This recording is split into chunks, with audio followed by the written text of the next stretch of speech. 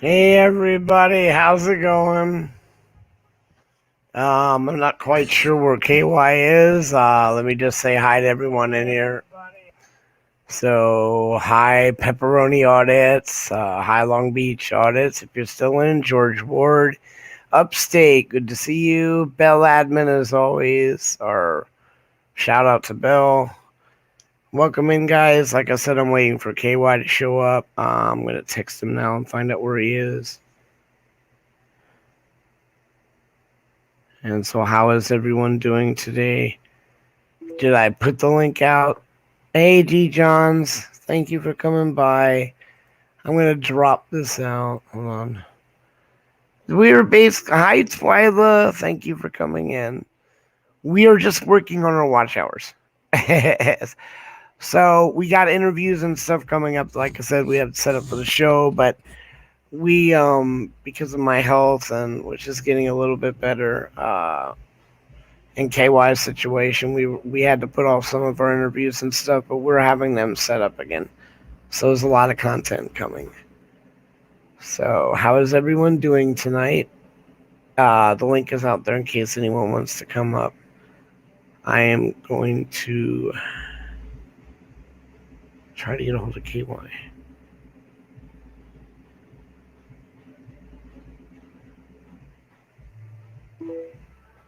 All right, so now we're also working going out again. We haven't decided if we wanted to do the homeless thing. Is when we actually go out and find homeless people that are around. Um, the ones that aren't at the shelters or stuff, the ones that don't actually have any help. So we go around and feed them. That's when we hand out the packs and stuff. The homeless vets we're working on right now, we're actually going to be hooking them up with stuff like canned foods and stuff.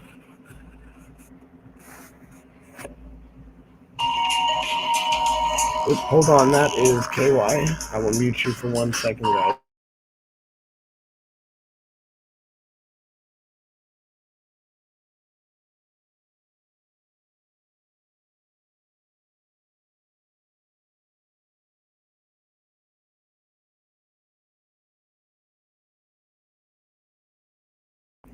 Back. Sorry about that. So, how is everyone doing today? Just an update in case you probably heard this already, but we are working with someone called Rodney out there, and what Rodney has done is he has networked a group of the ones that were basically hanging out in Oceanside when the city came along and chased them out and graded the place up. There was like three different people running three different camps that were similar to that Rodney hooked up with each of the camp runners, and so basically what we've done is come up with a network now. Rodney is has started a farm project. Basically, he welcome KY Packer. He is basically got himself some land that he is now teaching homeless vets how to farm, how to grow their own, food, self sufficient. And he is working with some of the farms to actually build little teeny houses or quarters and putting some of those people to work. So that in itself isn't bad. It's kind of good. So that's one of the things he's working on now. He's networked me over to another person who actually runs two or three of the camps, are is in Hook, so we can help make sure each one of these little teeny camps has the provisions they need to be able to take the donations we want to give them. So that's what's going on there. So now, how you doing, KY? I'm good. Uh, they told me that that phone was not covered on insurance because the other one had not been activated yet. So the insurance was never activated. Ah, okay. Oh well, Oh well. it So happens. is Stevie in here? Stevie Mao? No, Yeah. I was. Okay.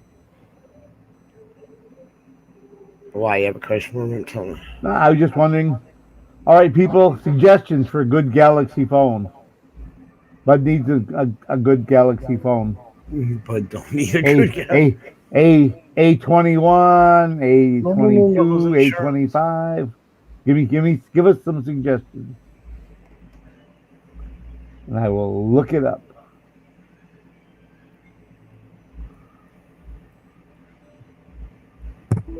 I'm trying to give him now.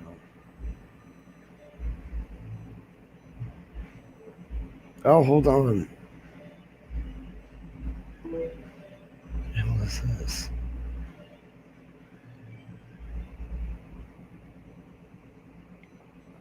Hippies live, PDFs live, Ashamed Canadians alive. All right. Now, all we got to do, guys, is watch out for that Wrights, the one that can't spell properly. Oh yeah, he can't spell for shit. You know, you like can't spell the word Four. Oh shoot! Look, Yeah. Hi, Wrights. Hi, Rice. How you doing? How's it going? Be there.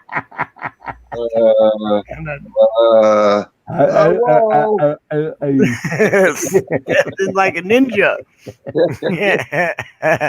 man himself goes to the man. The man starts screaming, "Oh no, me balls! Oh no!" That sound like a like a comment on that. Hello, guys. Hey, how you doing? How you doing, KY Buzz? What's happening? Talk to me. Not much, brother. Your ears must be burning. I talked to. We were just expounding how much we love you. Yeah, we were exactly. Hey, Frank, can you get the water bucket from my ass here, please? Get out of here. Yeah, guys. I just was doing my thing. I woke up and I had to do my thing, and I just said, "Well, let's go see if Buzz and KY's on." Perfect timing. We just recently went live. We started at 8:00. Yeah.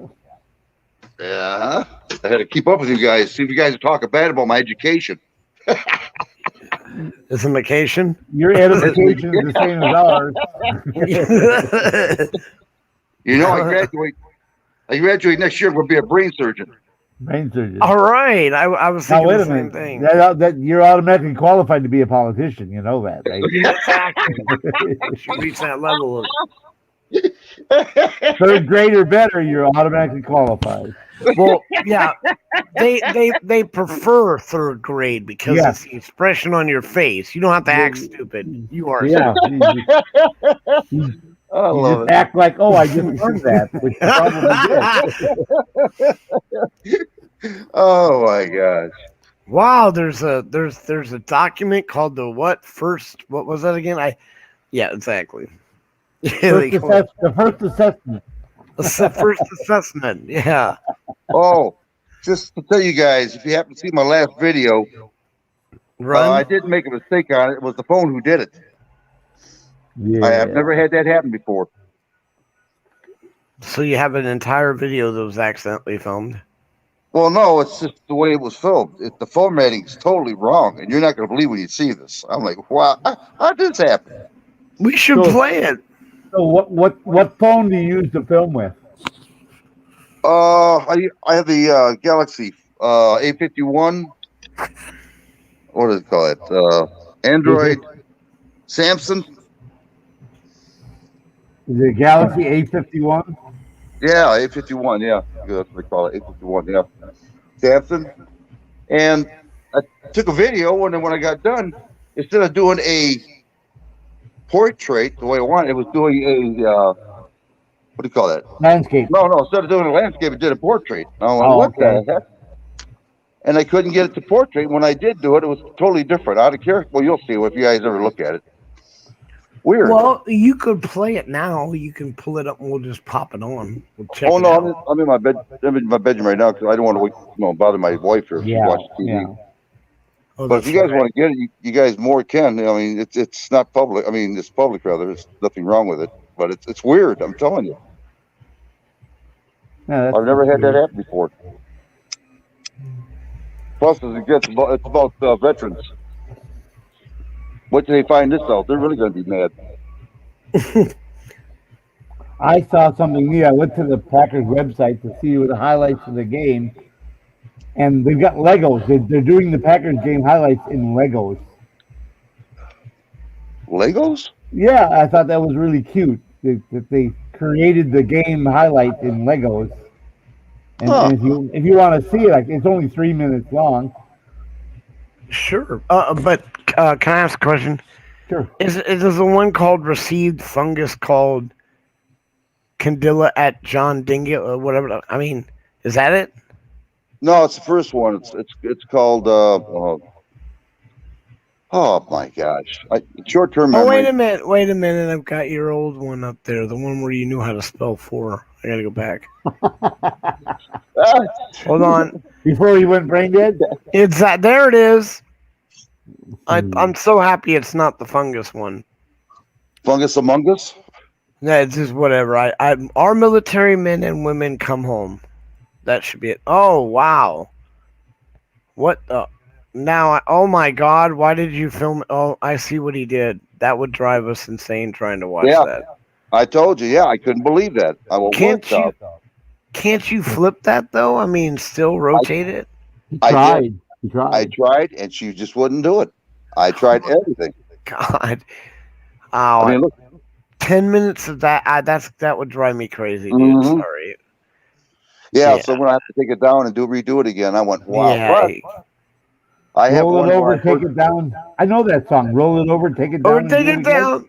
Do it again. I do have another one. Or film it by your on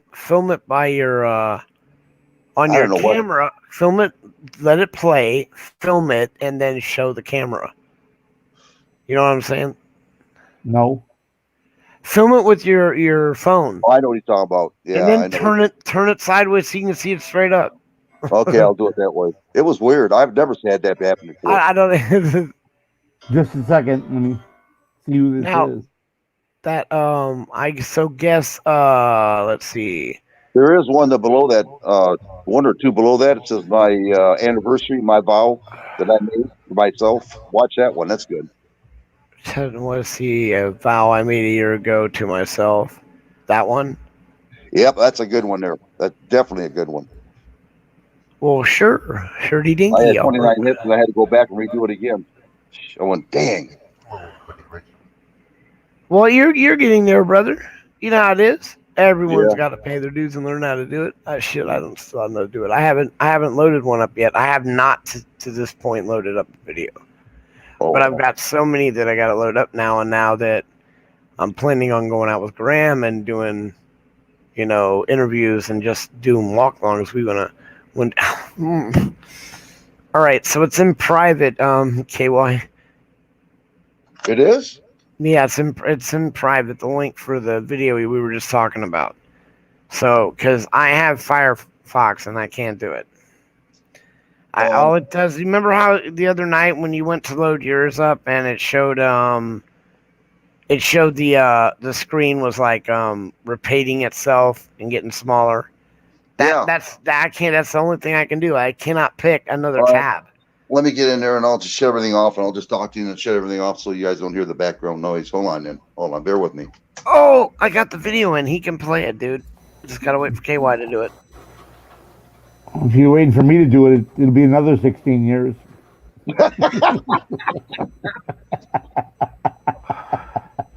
What do you want me to do? Play the video. Play rights for Vets video. Is Long it Beach, in? no. Yeah, is it's it in the one private. that's listed in the private chat? Yes. So now you got me looking at his privates. Exactly. Dang. Now Long Beach, go ahead and put the link up. We'll pull it up and play it if you want. Brad, they're doing it again to me. You want me to bring it up, or can you guys bring that up? I can do that. I can do that. Just a second. Okay, my vow to. Yeah.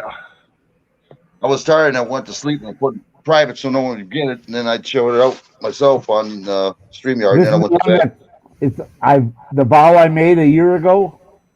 Yeah, that's it. Okay, that's it. I had 29 hits. I had to go back and erase it and redo it again. Oh. There you go. Is it on your channel, Long Beach? Is it on my what? We'll go look it up. No, If you can't get it, I'll put it up there. I will. Okay, No, as soon as you bring it up, bud, it'll be ready to go. all right. There it is. You got it? Wow. Yeah, I'll go to your. Now go over one more box and make it full screen. No, I know, but I'm trying to talk to Long Beach as well. I'm gonna go get his video as well. Okay. Every veteran sees this for Veterans Hospital. I mean, for where I am at, John Dingle. Okay, just let me hit play here. Out here. And it's getting colder here in Michigan. That's natural, though. Today, I just want to show you a fast video that I made. It took me a while to make. Just me by myself. I'm going to make this video, and then I'm going to just take off and go to bed because I am tired.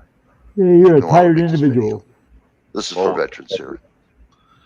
It's been over a year anniversary since I made a pledge at John Dingle VA Hospital in the parking lot that I would start helping other vets like me who've been terribly wronged by our physicians at VA Hospital who don't give a shit. So I'm going to be doing this now. How you doing, Graham? Thank you for showing up. I'm just going to be here for a short. I'm going to show a video and then I'm taking off. I'm tired. Oh my God, I've been working. Anyway, I want you guys to see this. You guys can share this to anybody you want to who's a veteran, just to get an idea what's going on. This is only a little sample of what happened to me. Only a sample. Now, mind you, I had to pay for my own scooter. Scooter left because I was denied. They gave me improper shoes. They didn't fix my right hip, my right knee for 13 years. My right leg is short. Then my left leg, I have a candida they gave me.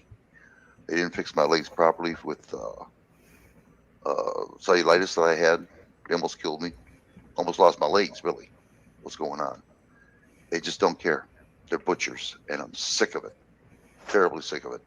So I'm just going to show the video, and then I'm going to bed because I am tired. Believe me, I am. I am beat. Here we go. Hopefully I did this right. I was taught by a good teacher. Ginger Snap, how you doing, girl? Short professor? Wow, short. Shock professor? Never mind. How you doing, sir? Here we go. Let's see what I can do here. See if I can do this right.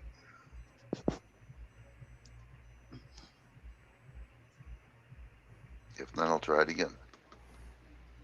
There we go. There we go, guys.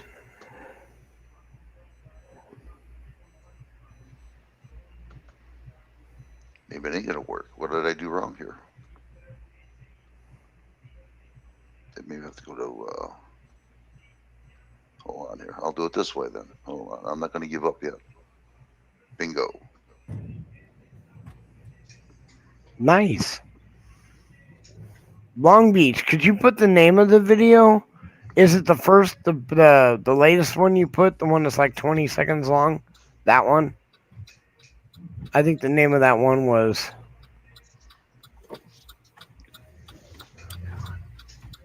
Sock Check, East Los Angeles. April 14th, 2021. 9 months since I seen my primary careless physician. 9 months. Going to VA Hospital here in Detroit, John Dingle Hospital, which is right here.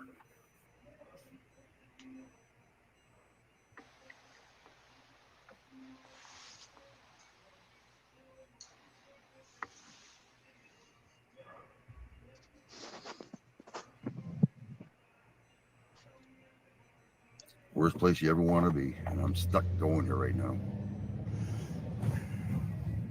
All right, here we go. I gotta shut it off now, so bear with me. God, I don't see one that says hands on. all right. There it is.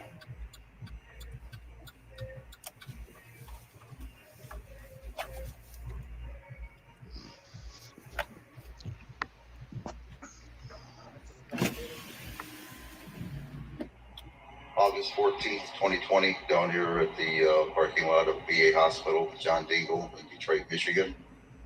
Trying to take pictures here. As you can see, I'm on my scooter.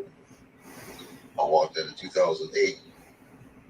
A little pain on my hip and knee, and it's been nothing but chaos. Lies. The primary care physicians, I had 3 of them since I've been here. One in Ann Arbor VA. I went to 3 primary cares. They just don't care about the veterans anymore. It's a daggone shame. It really is. I'm tired of it. I really am. It's just that I got to start fighting back, and I want to need auditors to help me out if they can to help me out. I sure do need his help. I'm going to try hopefully in August of next year to come here, and what I want to do is get a mega horn and go out in front of VA and just blast them for what they did to me. I am sick of this. Not just for me, but other veterans as well. But they destroyed my life. I have to sell my home now, and the only reason I can't afford insurance is because my wife had breast cancer, and I'm trying to help her survive. So I'm taking the hit right now. But these primary cares can care less. They get away with murder. Actually, get away with murder. They have a license to kill. But I'll do some more report when I can.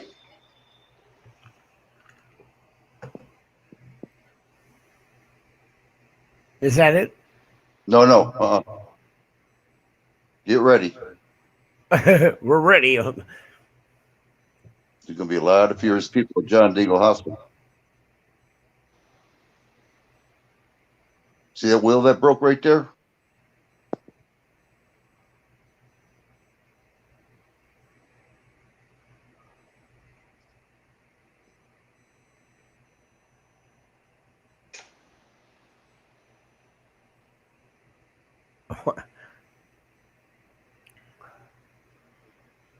Quality Now it's construction. recording. Is it recording? Yep. All right, put it right there. Sure. Well, it's This is a bad habit. This thing's oh I got it. yeah, that thing busted right Yeah, off. that's VA bullshit right there. VA quality shit. and You took- know. Nice job, guys. Thank you, VA. Fuckers. Jesus. Fuck you, VA. Nothing but the best. This is the only end results of my. Oh, Wow, that hurt. My handicap card. When it broke, thank God I rolled as much as I could. The card itself grabbed my wrist and ripped the skin right off of it. Thank you, VA, for a piece of shit and thing. I got to buy my own now. Again, more money. You guys better start waking up out there, man. This is socialism at VA hospital. They don't give a shit what they say or how they treat you. Wake up. Smell the roses, because it's going to happen to you Americans when you have no health care. And the government takes over your healthcare system. You're in a heap of trouble.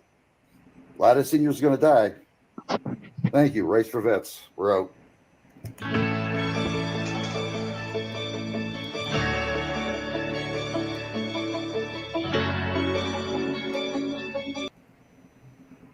Well, what happened? I don't know. What did that end it? What happened? It's still playing on my end. What? His video, it's only about half done. Oh, put it on again. I'll share it again. I don't know what happened. I'm watching it, and all of a sudden, whoop, There it goes. there Now it went. comes the good part. This is where they're going to be pissed. Just the only question I had is, damn, you got some hairy ass arms. What the fuck is up with that? Anyway, go ahead. You look a lot different in the video. He does. He looks. I mean, almost like a bear. That with was all the the- doctor that they appointed to you. What's that? This is the administrator they assigned to you. Oh God, doctor. I still didn't hear what he said, but it was muffled. This is the administrator they assigned to you. Yeah, I did everything. I went through the chain of command, administrator, everything. Yeah, and it didn't work out. Everything. I went to Robert Wolke, wrote to him. Nothing would happen to it. They turned it back to VA hospital for an internal investigation. You know how that worked out. Yeah. Yeah, we don't find any wrongdoing on our behalf. That's how that worked out. Okay, so there it is on the bottom. All you do, there it is, and then we hit play.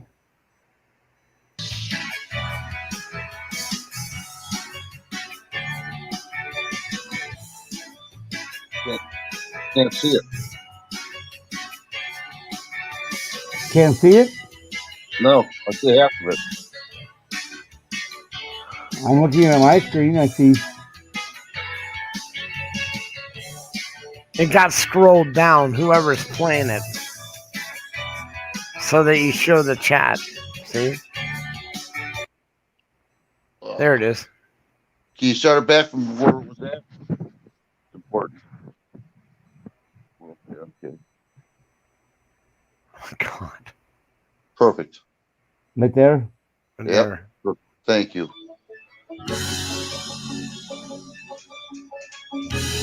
It's the head tick.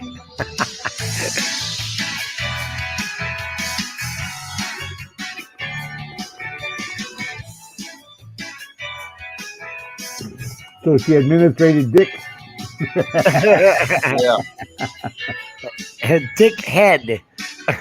Yep.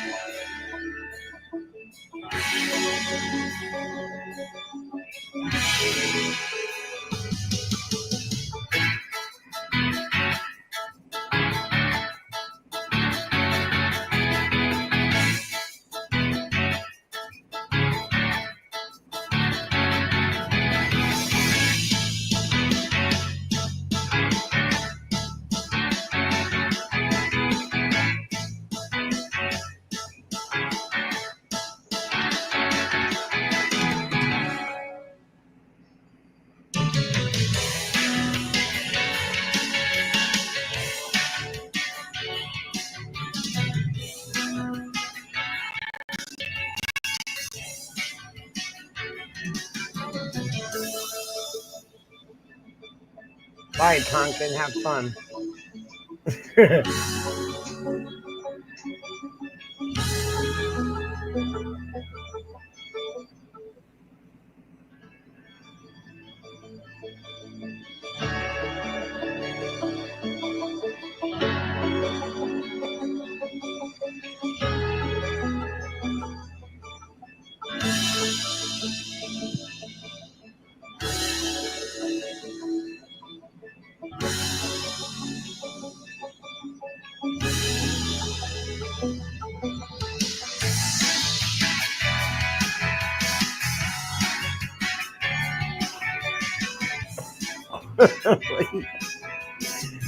Good American names, eh?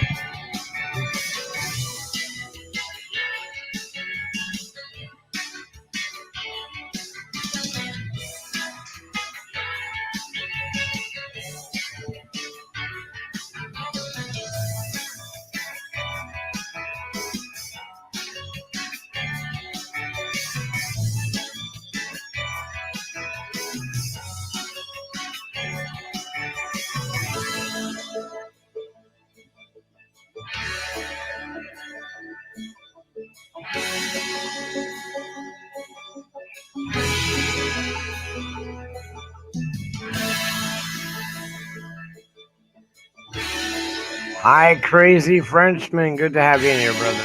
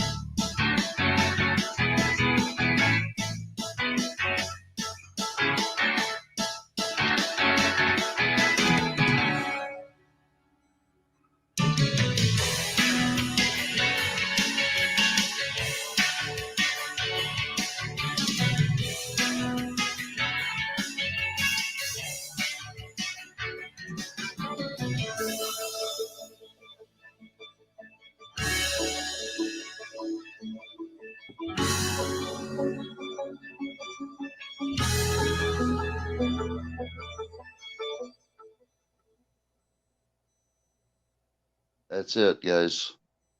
Well, Bud, I mean, KY didn't make a mistake. Nice. It's been over a year since I. No, I didn't make a mistake. No, you didn't. No, it looked good, bro. You did a good job. Yeah. I did. I did educated. I would shave those arms next time. It scared little children where I live. I'm just saying. Yeah. Yeah. Shoot. I'm trying to be Mac the Bear. Yeah. Now is this the Long Beach one?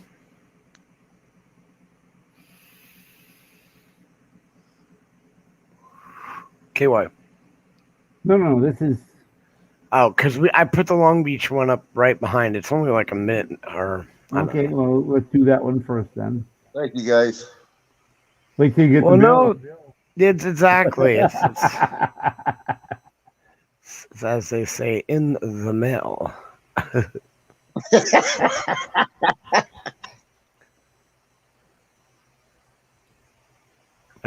So yeah, that was a nice. I like the way you did it. Yeah. So everyone, call those numbers. 313. Yeah. Yeah, actually, don't call those numbers. Don't Whatever call you those do. numbers. Yeah, whatever you do, don't call that. Do not call 313. Don't worry about it. They wouldn't call you back up anyway. Okay, it's on the bottom there. I do. Oh, yeah, you're ready to go. Okay, there we go. And play. So we got a video right here. Police. The pole. Huh? From what he said, it gets wild. Let me look at the inside.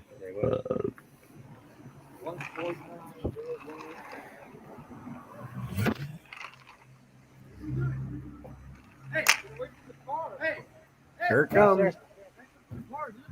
Why?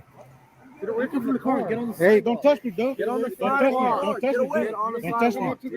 Don't touch me. You're in the middle of the street. Get out of the street. No, I'm not. No, I'm not. Get on the sidewalk. Hey, get on the sidewalk. Are you not in the middle of the street? Were you not in the middle of the street? Over there. If I come Keep back, your hands to yourself, dude. interfere with my investigation. How about you're the one and only Get the fuck away, dude. Don't be telling us what to do. You guys are You're the Bayneck? You're the Bayneck? Huh? Fucking pussies. Fuck you, motherfuckers. Get out of the street. Eat dick. Okay, don't touch me then. Don't touch me, motherfuckers. What's your badge number, bitch? What's your badge number? What's your badge number? What's your badge number? Get off the street. Fuck you. Hey, get this fucking plate number. 1330589. What's your badge number? What's your name? Well, hey, what about him? Fuck you, motherfucker. Fuck you. Who? I already told you. He didn't tell him anything. Oh. God. Yeah. I didn't know there was a 24-minute one. Wow. God, that was insane. But he said there's a longer one. I didn't know there was one. No. I will not see that video. I will check though. While he's here. First I'm playing this one. This is the one Oh, I'm cool. Yes, please. Play away. This is.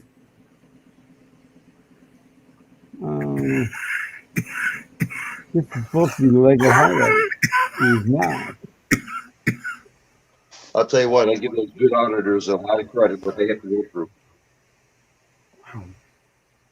A lot of good credit.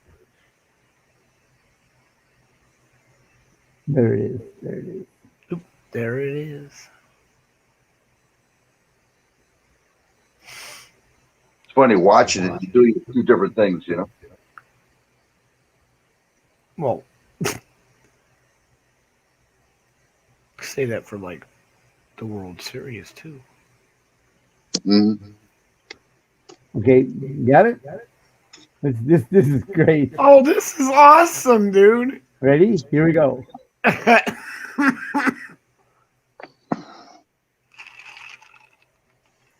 Packers coming out of the field, solid white jerseys, gold helmets, gold pants, green numbers. They're away jerseys here tonight on the road. Devontae in motion to the right. Rogers swings it out left side. Devontae turned back the other way.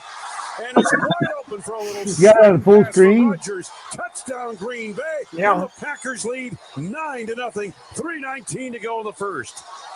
See what they can do. Drop, looking rainbows deep down the middle. Intercepted Jair Alexander to the 50. He's to the 45, cutting left, still on his feet, and tripped up from behind by George Kittle, the intended receiver that Jair took the ball away from. And this is the actual play calling and the actual play just demonstrated in Legos. San Francisco territory at the 32. This happened. This really happened. If you go to the highlights of the game, it really happened. Alexander, he was not covering Kittle. Eric Stokes was, but when that ball was thrown, Alexander takes off. Yeah, you and your Packers. They get motion by Cobb to the left. Here's the handoff. Look at this Move shit. right, cuts it left to the end zone for the touchdown. And the Oh my Packers God, that lead must have taken forever to do. 16-0. Yeah, imagine one step at a time, you know. Wow. Here's the God almighty. Pumps, throws, left side of the end zone. Touchdown. They say throw and catch to MVS. Hi, American Amy. I saw your show today. And the Packers on the board, leading 23-14. Nice. What a terrific throw. Garoppolo under center. Snap, fakes the handoff, back to throw, and he threw it away. Oh, they grabbed his arm and he threw it backwards. Because it was a backward pass, it's a live ball. San Francisco. Kenny Clark creating havoc there, Wayne. Initiating that play. I thought it might be a throw, but a ball came out of his hands. It's a backwards pass by the quarterback, recovered by the defense. First down, Green Bay. And that's huge. 4:58 to go. Packers still lead enormous. by 3. Fumble recovered by Campbell, as I mentioned a moment ago. Wow. That's just fabulous. This is awesome. Looking around and waiting. Lofts it over the middle for Devontae. He's got it at the 50. Devontae Adams cutting left, and he's knocked down to the middle. 37 seconds left. No timeout. Packers up to the line of scrimmage, and Rodgers is going to clock the ball. Look at this shit. Showtime in the slot left side. Devontae wide left, 2 safeties high. Snap, Rodgers looking, throws it. Devontae's got it, and he falls to the ground inside the 35 and the 33-yard line. Time winding down. 7 seconds. Rodgers with 5 seconds takes the snap and grounds the football. 3 seconds Right, ago, so they can bring the Mason kicker out. Crosby gets a chance to win this football game. On the snap. Here it is. Placement made. Kick to the upright. Booyah. And it Got it. is Scores. good. It is good.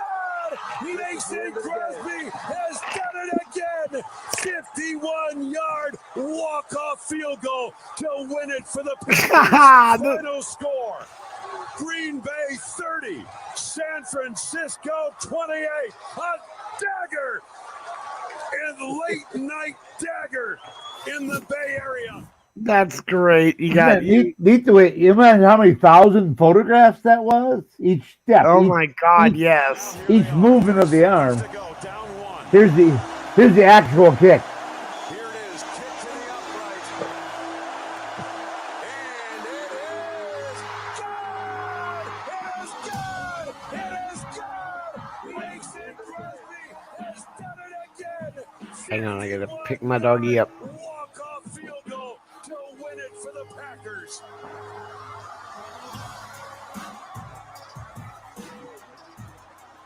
Final score: Green Bay 30, San Francisco 28. A dagger, and late night dagger in the Bay Area. Mason Crosby delivers. Oh, what a moment! I'm telling you, folks. Wow. I got one question.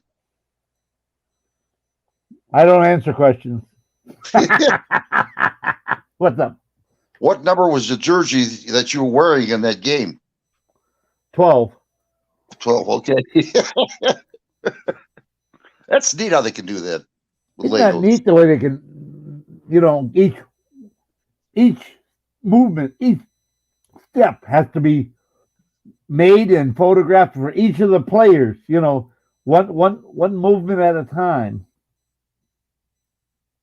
Well, you know what I'm surprised about is how they can throw that ball and it looks like it's actually flying, going to another player. Yeah, yeah. It's amazing. The wonders of modern technology that they can make that ball, and then when he kicks it, the ball goes up and goes in there. I give that guy credit, whoever did it. That guy was good. They did that all last year. A bunch of the special games. They did the Lego highlights like that. And they said the guy wasn't going to be able to do it anymore. So I didn't expect to see it anymore. But then I saw this.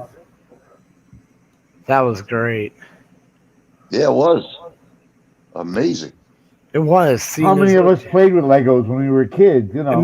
So you know exactly how hard that is to pull something like that off. Yeah. That's just what the.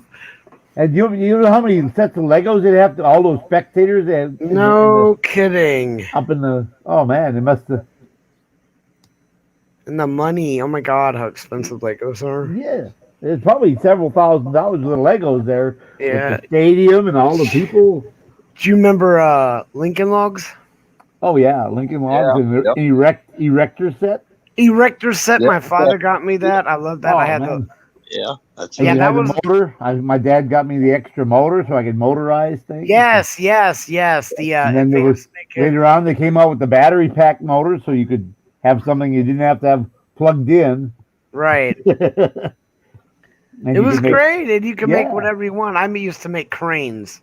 Yeah, cranes and backhoes and things like that. Yeah, and they gave you the construction box if you bought the extended or wherever it was. I had all that crap. So yeah, exactly. 15-second instructions and took you about 5 minutes to work on it. Yeah. Well, it was fun, and it was back in the day when kids got toys that actually taught you how to do shit. But they made you think. The toys made you think. You could do whatever you wanted with them. Nowadays, it's like make a tow truck or a car. Look at video games. When the first massive, your MMORPGs came out. I don't know what that is. That's massive online role-playing games. So you can have 1,000 people, and you can interact with 1,000 people. EverQuest was the first to come out. And then Dark Ages of Camelot. Then you had World of Warcraft. Mm-hmm. Never heard of any of those. Well, now, World of Warcraft I heard, but I never heard about those other ones. I was busy in the service. I didn't have time for all that crap. That's something kids. It was for kids, to do like. Is that hell? Plus it was other games that came out that weren't like those that were Second Life, for example. Which once you started to be able to make actual money on Second Life, literally actual money, people's entire life became outside of Second Life. I mean, Minecraft. I mean, have you seen that? That's insane what they did with Minecraft. But, yeah. There was a point to why I brought that up, but I don't remember it anymore. Wrights keeps making noises and distracting me, and I forgot. It's his fault. I know my kids played those games where you fought one another, and sometimes you'd rip their head off, and it was a fighting game, karate, and my son showed me this one move. He would move his hand, click, click, click, about 12 or 13 clicks, and all of a sudden he'd grab the guy by the head. He'd pull his head, and his spine would come with him. I don't remember what game that was. Hell, that sounds like a game I used to play. It wasn't Street Fighter. It was. Brandon. Sounds like Mo. He's outside yet. But yeah, sounds like the game. And he discovered that move totally by accident. But if you paid the money and subscribed to those gamer magazines, they told you about those moves. But yeah, it was called Mortal Kombat. Mortal Kombat. That's what it was. Mortal Kombat. Yeah, they had those games. We bought them the game They had box or regional, whatever. right? They had the final move, and they had regional tournaments. And the idiot that owned the pizza place, um, he was in one of those tournaments, and he would do all those final moves. I mean, it was just insane. You'd have to. I finally got a list of all of them because some ones are secret. You had to figure them out yourself. Back in the I day, think that was one of them, and he was trying to do something else, and then he discovered he hit the wrong button, and that's and wow, look at that! I rip his head, and his spine comes with it. You know. yeah, they had. I think Final, he was about 14 or 15 at the time. That makes sense. They were the ones that did it best. The ones that figured out all the moves. Because they never gave the list of them when it first came out. You had to figure that out. That was part of that way you can get the tournament. You know certain moves. So he was 77.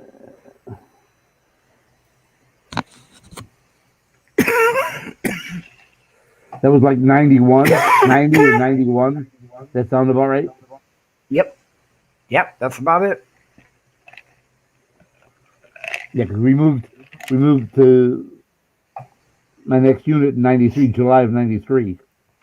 And that's when I met the 322nd, and where Commander Musovic and I were stationed together. Exactly. Wasn't that a riot fighting that out? Would have been even better if the two had actually met each other and We had probably like a did. We probably did. We probably shook hands even. And I Someone mean, have probably a photo. Have a photo of that. Yeah, no photos in that complex. Sorry.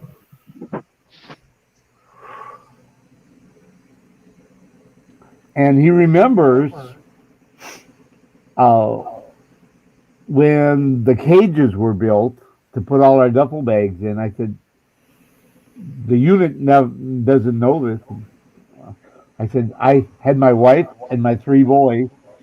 I said, they want this done by Monday. They want these cages built, but they didn't give me anyone to do it. They expect me to do this all by myself. I said, I can't do it all by myself. I can't hold the panels in place and screw them together and build all these shelving units by myself. There's no way I can do this all by myself. Because they had cut our funding. And I said, I want you guys to come in and help me. I don't know what your plans are, but you're going to change them. I said, we'll have pizza and we'll have something special for dinner, but I need your help. We got to get this done. We'll start Friday night here. We'll work for a couple hours so you get to understand and what's going on. And then Saturday and Sunday we're gonna work until it's done. And then so Friday I took them all there after the building was closed, and because I accessed, and I went in. I taught my son how to drive the forklift. Jason, the middle son, I taught him how to drive the forklift. You bring the stuff over, and the rest of us we'll put it together. And you know what I'm talking about? Caging material, the black panels and the uprights and the. Have you ever seen the security caging? If you ever watched Navy SEALs, the program Navy SEALs, they all have used the same caging. It's black. Basically, it looks like chain link fence, but it's 4x8 panels. And we had to build these shelving units and put it in that cage so that each person had 2 duffel bags that they could store their duffel bags in the building instead of at home, so that if we were mobilized, they'd have no excuse. Oh, it's not. I don't have it. It's at home. No, sorry. It's all right there in the cage. So, and then I borrowed the neighbor's electric drill, and I had 2 of them, so we had 3 electric drills that would help things tremendously. I got 3 pairs of pliers, so he put the screw and run the nuts and bolts. It was easy to run it in with the electric drill. They went together real fast, and we were done by noon on Sunday. That's about I'll probably buy you pizza anyhow. So. Yeah, Buy So me. we built enough shelving units for 276 duffel bags. So you can imagine. Wow. And you can only get 2 duffel bags on a shelf. And so we went 6 layers high. I hope they And put then, a name in the cage so you know where to go to. oh no, but I devised A, B, C, D, and then the bottom shelf is 1, then 2, 3, 4, 5. So yours was at B6. You go to B, 6 rows up. That's where your bags are at. That's how Real that simple. works.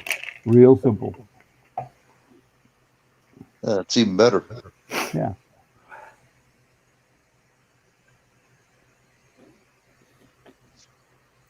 Yeah, like I said, it was about the military did to me when I got in there. But, I just didn't like what happened when I came out. That's all. But the military itself was good to me. You know what I mean? Where it straightened me out.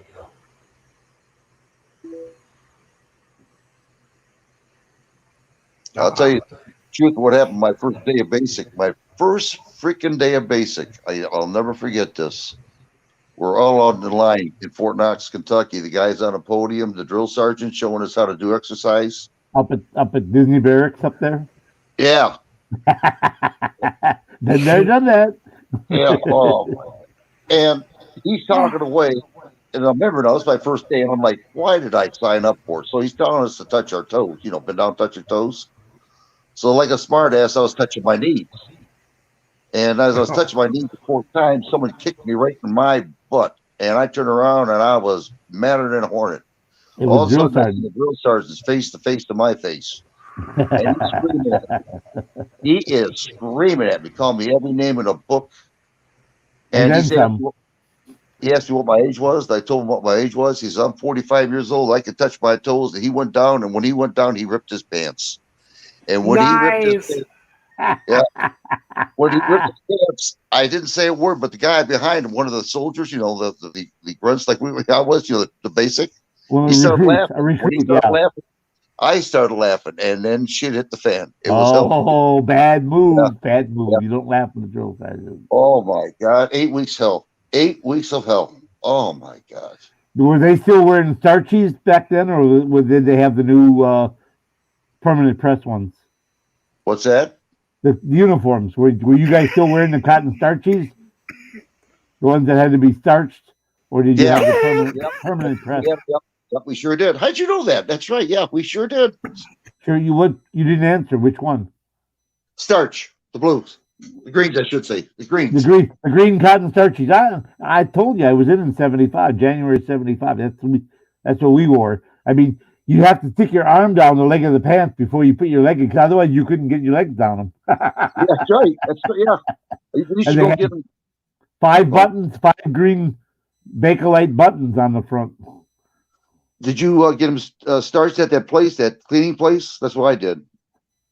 No, we got ours. The Post did ours. Did you? Yeah, the Post was doing them. The Post was still doing them. Post Laundry. Wow, we did. We had to pay for our own. No. You could have gone through the Post Laundry.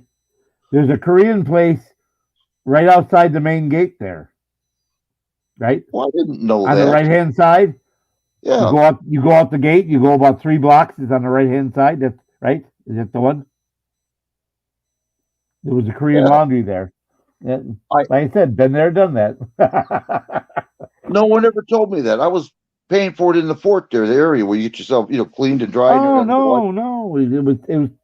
It's $5 a month. You could have taken it out of your check and had them the post laundry picks them up. They pick them up right from the. Oh yeah, the Post Laundry. No one ever told me that I was aware of. Son of a. I don't believe. You have been on KP or something when they told you about that. Oh, I was in KP, all right.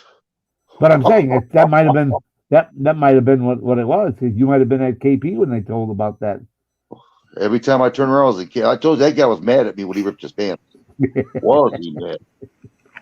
When my son, now I lived on Fort Knox. And when my son Brandon went to armor training school, he was up at Disney Barracks up there, and a month before he was supposed to report.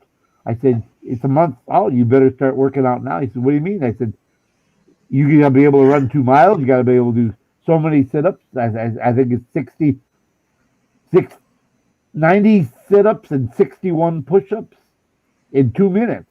I said, so you better start working on that. You're only a month out. They expect you to be able to do that shit. Yeah. So I said, you start with running around our block. I said, let me drive the car around the block and see what the distance is. It was 7/10 of a mile. I said, so you need to make 3 trips around this block for 2 miles. Well, it's just over. I said, you train more than what you need. So you three full trips around this. And I said, I can look up what you're for your age, or you're 18. I said, you need to do it in this time. I don't remember what time he was supposed to. I said, but there it is on the card. I said, there's a PT card. I brought him a PT card home because we had the blank forms. I said, here's the PT card. I said, here's what you need to be able to do. That, and that. And he said, I can't do that. I said, well, you've got a month to train. Yeah. So every morning he was out there at 5 o'clock running his ass off. And after 3 days, he finally met up with a guy that was running the same thing as he was. And he said, do you mind if I run with you? He says, I'm just training. I'm in progress of training. He said, sure. So he started running with him. All month long he ran. And the guy says, well, you're doing real good. So then Brennan goes and reports, and he gets up to the reception station where you were. And this drill sergeant comes down the line and looks Brennan in the face. He says, Private, I know who you are. He says, yes, drill sergeant, you live behind me.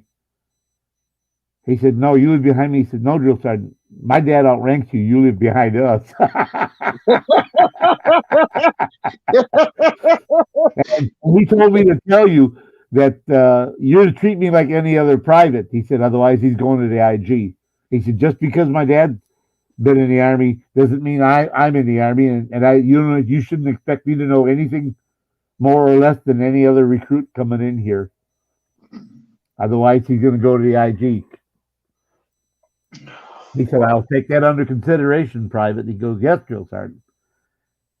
Inspector General. He said, what did you say? He said, yes, drill sergeant. He said, you even know how to address me? He said, yes, drill sergeant. He said, apparently you do know more than most privates. He said, most recruits wouldn't have answered like that. He said, my father didn't raise any dummies, drill sergeant.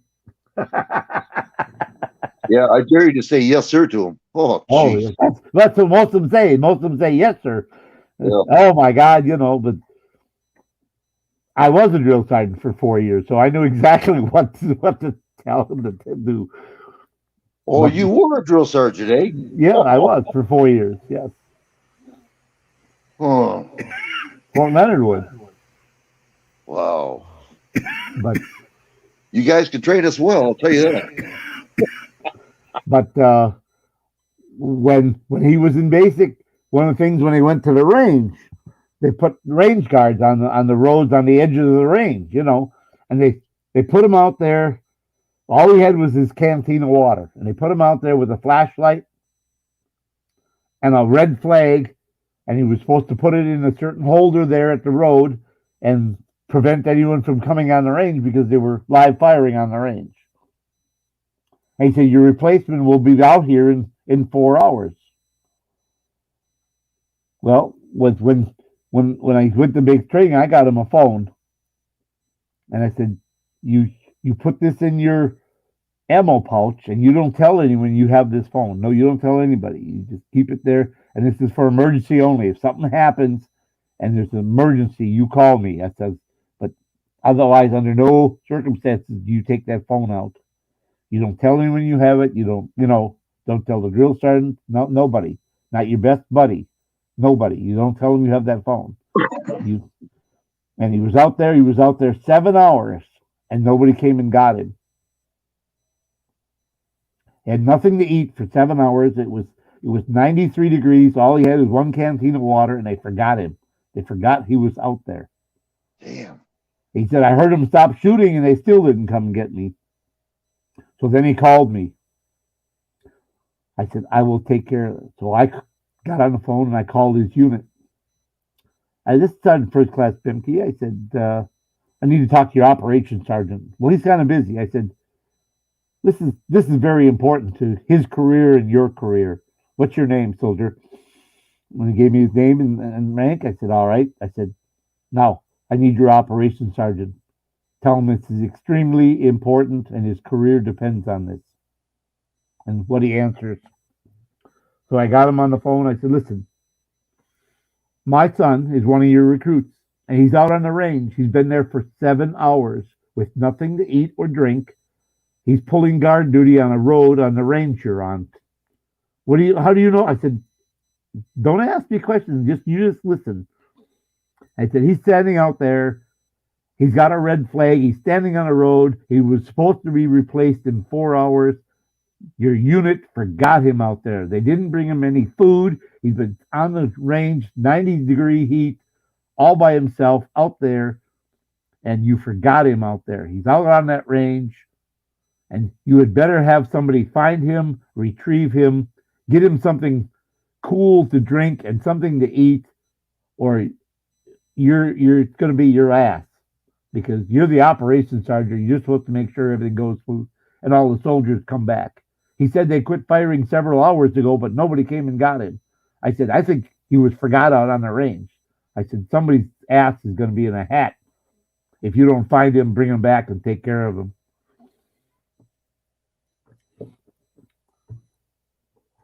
What happened? I said, and here's my number in case you can't, because I didn't know if he was on a government phone, could see my number or not. They had those old black phones. Mm-hmm. Don't know what type of phone, whether he was on an old analog phone or one of the newer digital ones that they were coming out in the newer offices. I said, here's my phone number. I gave him my cell phone, not my home phone. I gave him my cell phone number. I said, call me when you find him. I said, otherwise I'm calling the IG. You got 20 minutes to find him. I said, otherwise I'm calling the IG and reporting that you left the recruit on the range for over 7 hours without anything to eat or drink, and you forgot him when you closed the range. I said, it'll be your ass, the commander's ass, the first sergeant's ass. Heads will roll. Oh yeah, well. Yeah. I said, you got 20 minutes. You better get moving. Well, I know they got radios. They can radio out there. If they were on the range, they could radio out there and go find him. I don't know where they were. I didn't know if they were going from that range to a new range or whatever. But I know they have radios and they can communicate. So, oh my God, it was like 18 minutes later I got a phone call. Oh, we have your son. He's okay. And I said, and don't tell me he was back in his unit. I said, because he called me from the range on his cell phone and told me he was still standing there waiting to be recovered. And he stopped for a moment. And I think that's what he was going to tell me, that he had been with the unit all along. I said, so you better, I said, and there's GPS on the phone he's in.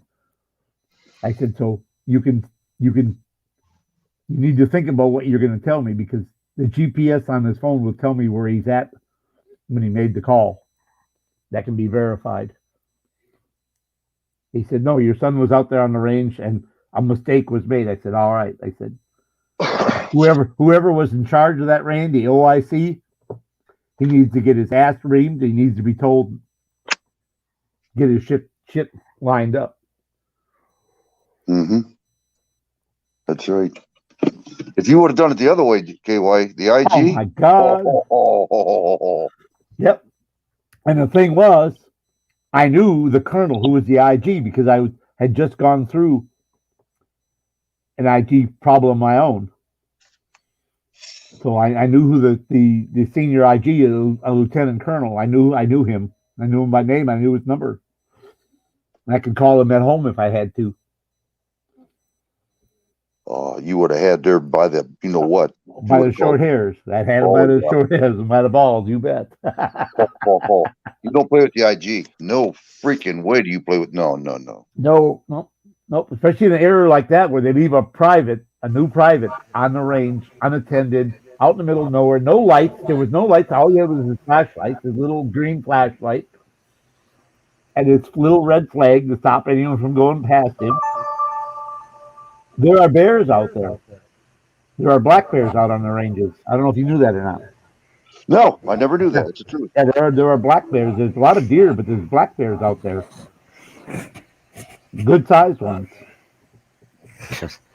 That's why he's camouflaging himself.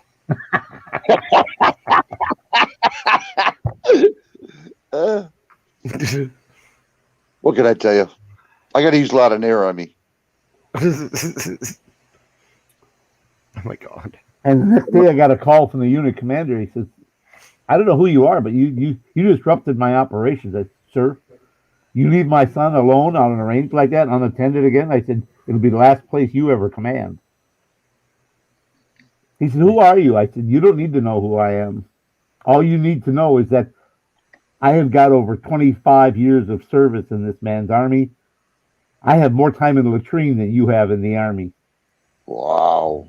And I said, if you mess with my son and do something like that again, I said, I'll have your bars. You'll be out on your ass. I know people like. Yeah. That would put a fear of God in me. I said my last sergeant major is the sergeant major of the army. Okay, just so you know, he's a sergeant major of the army. My last sergeant major at the Pentagon. So you go ahead and you leave my son on a range like that unattended for 9 hours. I said it'll be the last thing you do in the army. You know what I'd do? I'd be kissing your butt and say thank you. Glad you didn't say nothing. Yeah. Whoa. I said I didn't do anything because I gave you a chance to rectify the situation. It's the only fair thing to do. A simple mistake could be made, but they should have known he was there. They should have retrieved him. Every man should have been accounted for before you left the range. You should have had a head count. I said, I don't know what kind of operation you're running, but you need to reevaluate and reassess and fix it, because if it happens again, it'll be the last thing you ever do in the service. But what they didn't know is when I was in the reserves in Milwaukee, in the armor unit, they have machines that they simulate a tank, and it's called an MCOF. It's mobile. And they also had UCOFs, which are permanent, and they're inside the building. And my kids would come over there and they'd run those machines for the master gunner because he was getting ready to go to Germany. And he said, you know, your dad's here. He said, you're trustworthy guys. You're here all the time, you know. And can you run this? He said, it's like a big video. Of course, all he needs is know how to run video games. He said, sure. And Brandon would run the MCOF thing for him, and so he could get his skills back up before he went to Germany. And in exchange, the guy said, I'll let you run on it. You're not supposed to, but I'll let you play on this video. It was like a giant imitation tank turret and simulation. And Brandon had probably 700 or 800 hours on that thing before he ever went into service. And yeah, he had about a 1.5 year break between when he did that and when he actually went into service. But you play a video game, you don't forget those things, where the switches are and where that stuff is. So he had a giant head start over all the rest of the recruits, having that much experience inside the turret trainer. So when he graduated, he was in the top 10 of his class. Well, I can imagine that. Because he had a big advantage over the rest. I don't tell anyone. I said, the guy that was the master gunner will get in trouble. My commander back then will get in trouble. All kind of people will get in trouble. Don't say nothing to nobody. But that was years and years ago, and I imagine statute of limitations are all done on that. There's nothing anyway. Someone found out in the listening thing. Those people are all done, gone, and retired. You know, I'll tell you something, and I'm really serious about this. Every kid, when he graduates through high school, should go in the military. 2 years. 2 years. Oh, Yeah, at least 2 years they want it. Yeah, Well, but I mean, that's the way Sweden does it. In Norway, you're mandatory, male and female, 2 years. that's what they should do it here. They used to do it here. You can volunteer for 4 or 6, but it's mandatory minimum 2 years. Well, they used to do that. Not here. Yeah. Oh, yeah. No. They never No. did that here. Never here. Yeah, they did. I was a 2-year man. They sure did. Oh, they had 2-year. They had 2-year tours. Yes. Oh, we're talking about forced 2-year tours. Oh, I don't know about that. I'm Yeah, talking about no. There were no forced 2-year tours. No, it was Yeah. voluntary. It was voluntary. Okay, my apologies. 2 and 2, right? Okay, my 2 apologies. active, 2 reserve, 2 inactive. Correct? Yeah. So what it was? Yeah. Yep. I know. I remember. Yeah. So yeah. you're basically a 2-timer.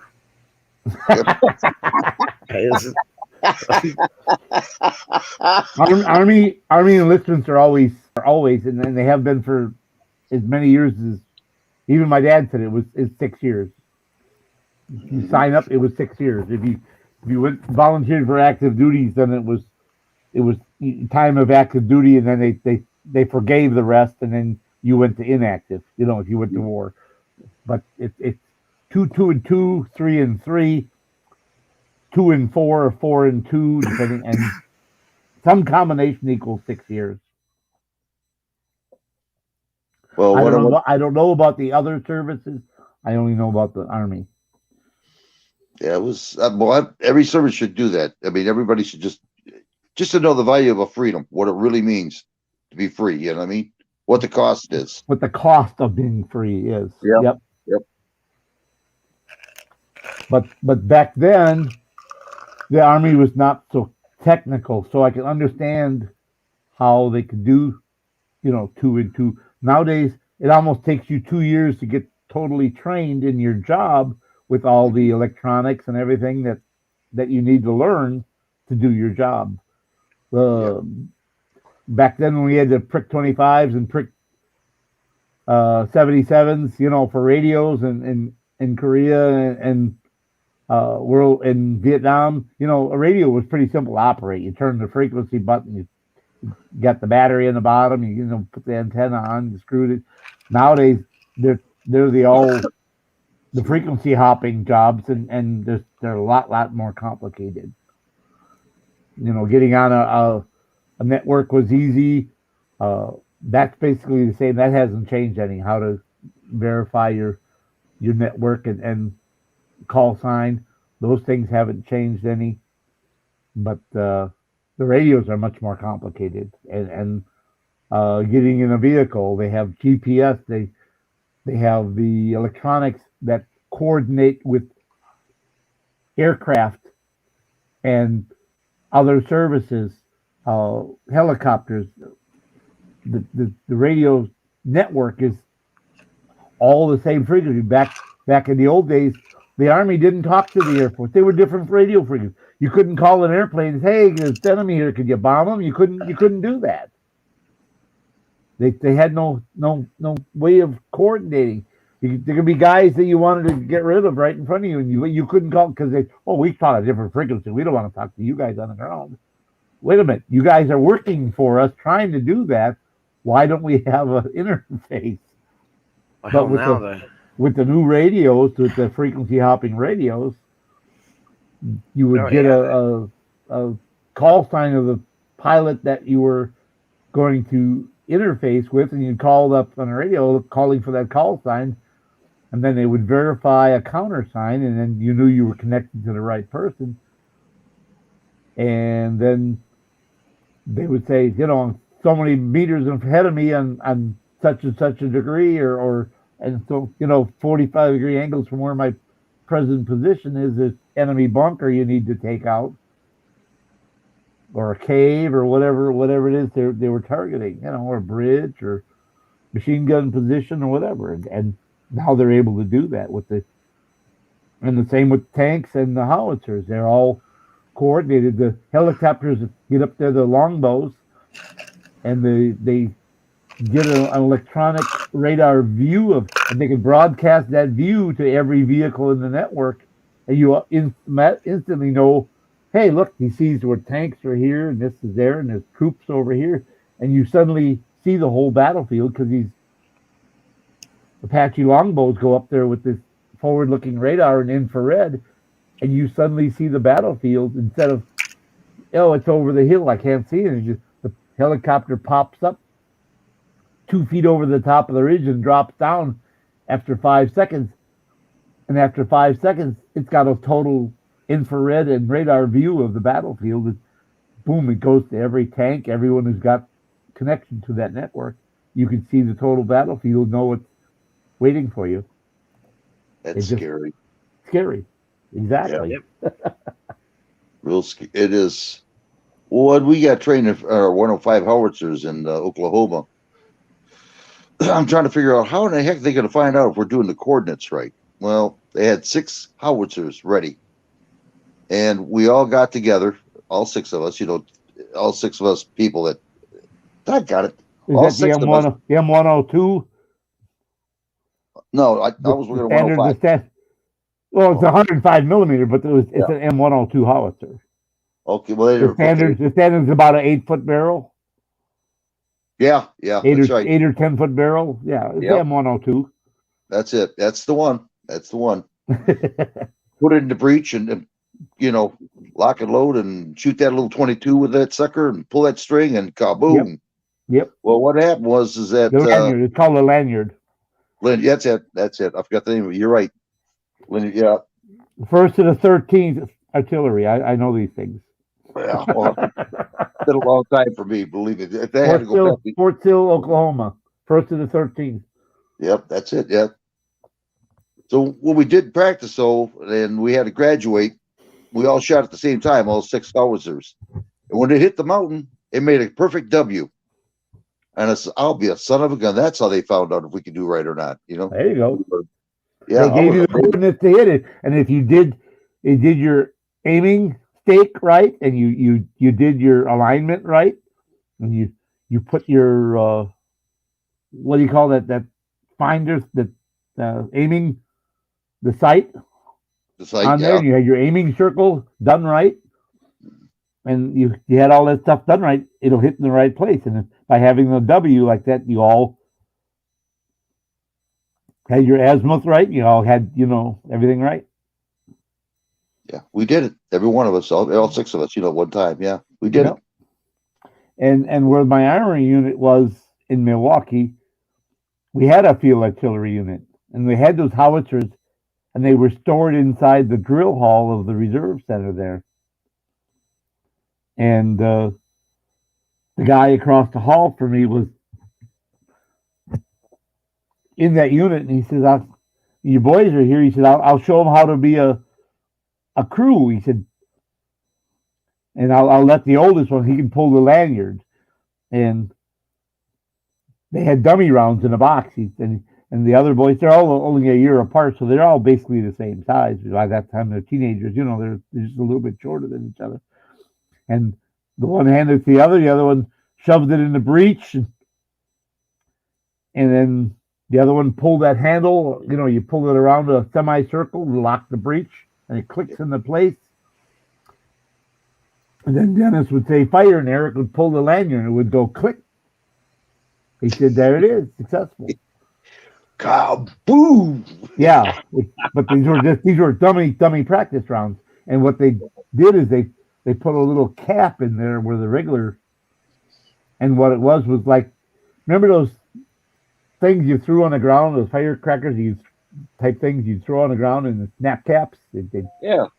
Well, it's something like that. They would shove inside a little holder, and they would put where the regular fuse is, and then when it hit, it would pop. And that way you knew that it was assembled right, it was in the breech right, the breech was closed properly, and that's how they knew that you did. But he trained them. He spent like an hour training. They got it down.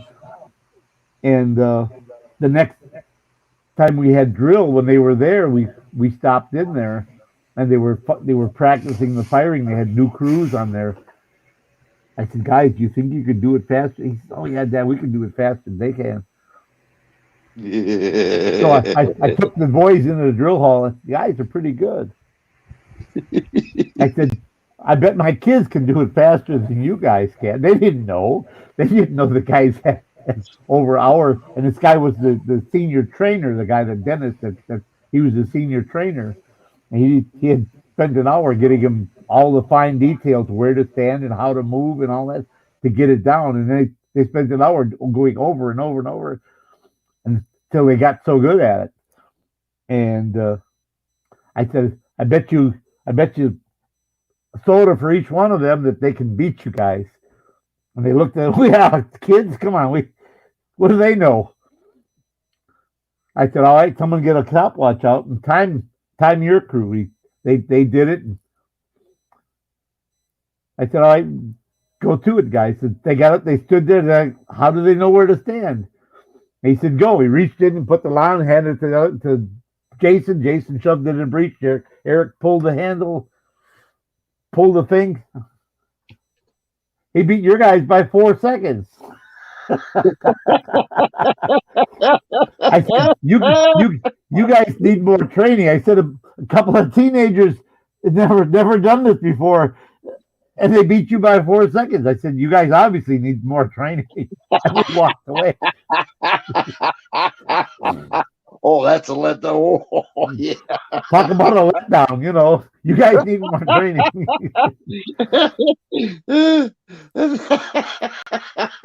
So I bought my kids all the soda. I said, Dennis will collect. Well, I'll get my money back during the week, you know.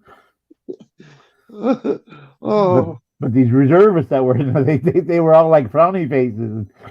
Dennis was smiling. I was smiling because he knew he had done a good job training him. Oh, that's decent. Yeah. You know, if some kid did that to me, priceless. This is like, priceless, what? You know. Yeah. Oh, yeah. I'd be dumbfounded. Like, how do they do that?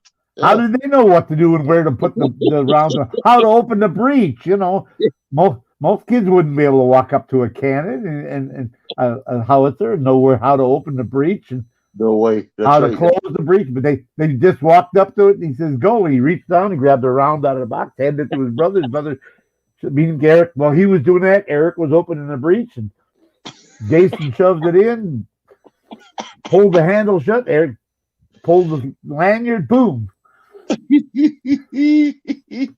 Oh, I wish I would have been there to see that one. Oh, you know, but that's how you build memories. The kids were kind of mad because, you know, I spent so much time there. But I said, this is what we do. This is how we defend the country and the things we train on. You guys have to understand. We just don't come here and eat donuts and talk about good old days. we train. That's right. Repetitious. You got to learn. And so then they appreciated, you know, more what I did. And,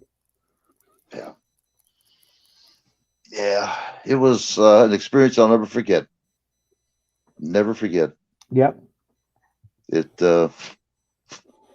If they wouldn't have played politics, I think I would have stayed there. But I just seen too many politics, and definitely. I agree. And as soon as you got into the late '80s, it was just too damn many politics. Yeah. Yeah. So. And then they started doing all the cutbacks in the military. It was so bad before I retired. They took away the money from every unit for bullets to train with. We didn't have any. We were supposed to go and qualify on your rifle every year. We didn't have the bullets to do that because we had no money. You have to have money in your account to order the bullets, and they took that money away. They stripped it off our budget. And the only money we had was money for 9mm ammunition for people to go on guard duty and learn to shoot a pistol so they could be qualified to go on guard duty and pick up ammunition in case of an emergency. It's kind of ridiculous not training you how to shoot. Well, everyone knew how to shoot, but you're supposed to re-qualify every year. It's supposed to be something you do every year, everyone. Yeah, that's right. I did it. Yep. Every year you're supposed to go and re-qualify to keep up that skill. But they took the money away. It's that quality thinking. And American people don't know about it. They keep quiet to the American people. And we were told we couldn't tell anyone about it back then either. Yep. When you sign that paper, Bud, they own you. Oh, I They know. own you. Yep. Oh, ho, ho. Lock, stock, and barrel. Your government property. Yep. If we wanted you to have a wife, we would have issued you one. Exactly. When I told my commander I wanted to get married, he said if we wanted you to have a wife, we would have issued. That's what he told me. We would have issued you one. I told him, well, sir, I said I already slept with her. And my father-in-law, my future father-in-law, says I better be home to marry him, or he's going to come find you. That's slick. That's yeah. No games No, about he it. did. I said, yes, he did. I said, my father-in-law's a ex-Golden Gloves in the Navy. I said, you don't want to mess with him. I don't. You see how big I am? I said, and my commander was smaller than me. I said, I don't want to mess with him. I didn't tell him my father-in-law is, only 5'9". I didn't tell him that. I said he's ex-Golden Gloves. I said, and in the Navy, he was a champion boxer in the Navy. I said, I don't want to mess with him. He said, if you want him coming after you, I said, that's on you. And so he said, when do you want to go on leave? I said, January 24th. I have to be home to get married. He said, go get the operations sergeant. Yes, sir. I saluted, left the office, and went out in operations around the corner. I said, the commander wants to see you ASAP. So I followed him back in. He says, what are we doing in end of January, last 2 weeks of January? He says, nothing. He said, just retraining on minor tasks. He said, all right, that's all I need to know. He said, there's no reason you can't go. He said, but no more than 5 days. I said, not a problem, sir. He said, go up to the pack and put your request for a leave in. Exactly. That's what I did. And so I went up to Debbie Green. Like I told you, I had that girl that she was in my homeroom in high school. Here I was down in Texas, and there was a girl from a homeroom in the pack, which is the personnel section, and I put in my paperwork, and when I would take leave, I'd take 5 days leave, and she'd give me 2 days credit because you got to drive up to Wisconsin and drive back. So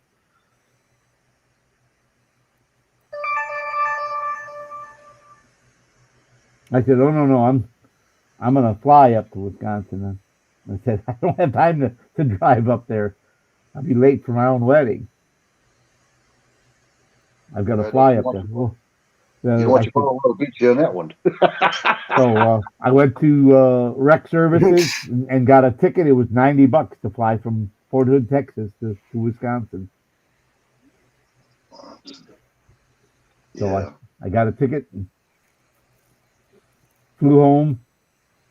My wife didn't even know she didn't recognize me at all. I walked right by her. I came up behind her and I put my hands around and hugged her. I said, hi, honey. Of course, she squealed and zipped around, gave me a big kiss, but yeah, she didn't recognize because, well, first of all, I was in Texas for 6 months. It was now January in Wisconsin and about 22 degrees. In Texas, it was in the 70s every day. And we were out in the sun every day. It was warm, so I had a real good tan going. I could have been a Mexican or South American for all she knew when I walked by her. Wow. She didn't even recognize me. And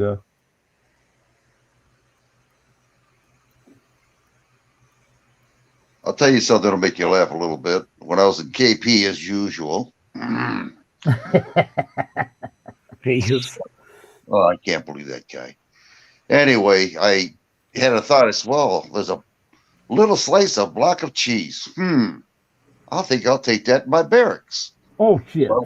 So I waited for everybody just to, walk around doing their thing. And I took the block of cheese, put it in my little fatigue, and I ran across, went to my barracks, put it underneath my bunk, came back, had to do my thing, prep food, do the potatoes and clean out the garbage cans and everything else. Right. As soon as I got done, I said, well, I'll come back and he'll have some good cheese. I'll spread it around to everybody and they can have some cheese with me, right? Go there, someone stole the damn thing. I said, well, give me a break. I can't believe this.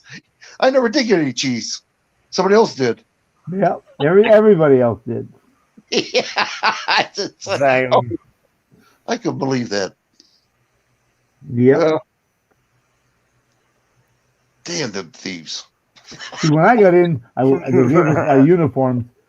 And of course, we had the black leather boots with the zigzag pattern on the bottom, which was standard issue. But they didn't have any size 12 wides. They only have it 11 and a half wide. So my boots were tight. And they said, after they get the right size, and we'll reissue the proper size. They said, because once you get to the latter part, you're going to have to do marches, and you'll have terrible blisters and ruin your feet if you don't have the right size boots. And after 2 weeks, my boots started breaking out. They started ripping out on the front, and the drill sergeant says, "What's wrong with your boots?" And I said, well, they gave me the wrong size. They said they would contact the unit when they got the right size in. These are a half size too small, and my feet hurt every time I stand and walk in them. I said, but I'm not a complainer, so I'm making do. He said, but my feet are busting the boots out because they're too small. They're too short.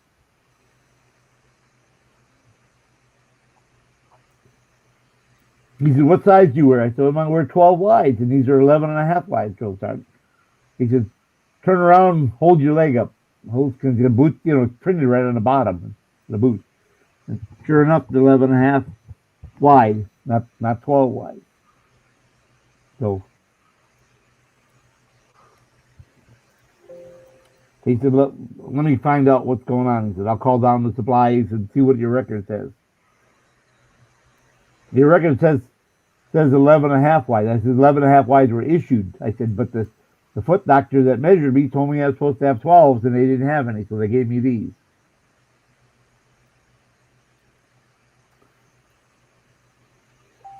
They said, well, what about your dress shoes? I said, those were the right size, drill sergeant.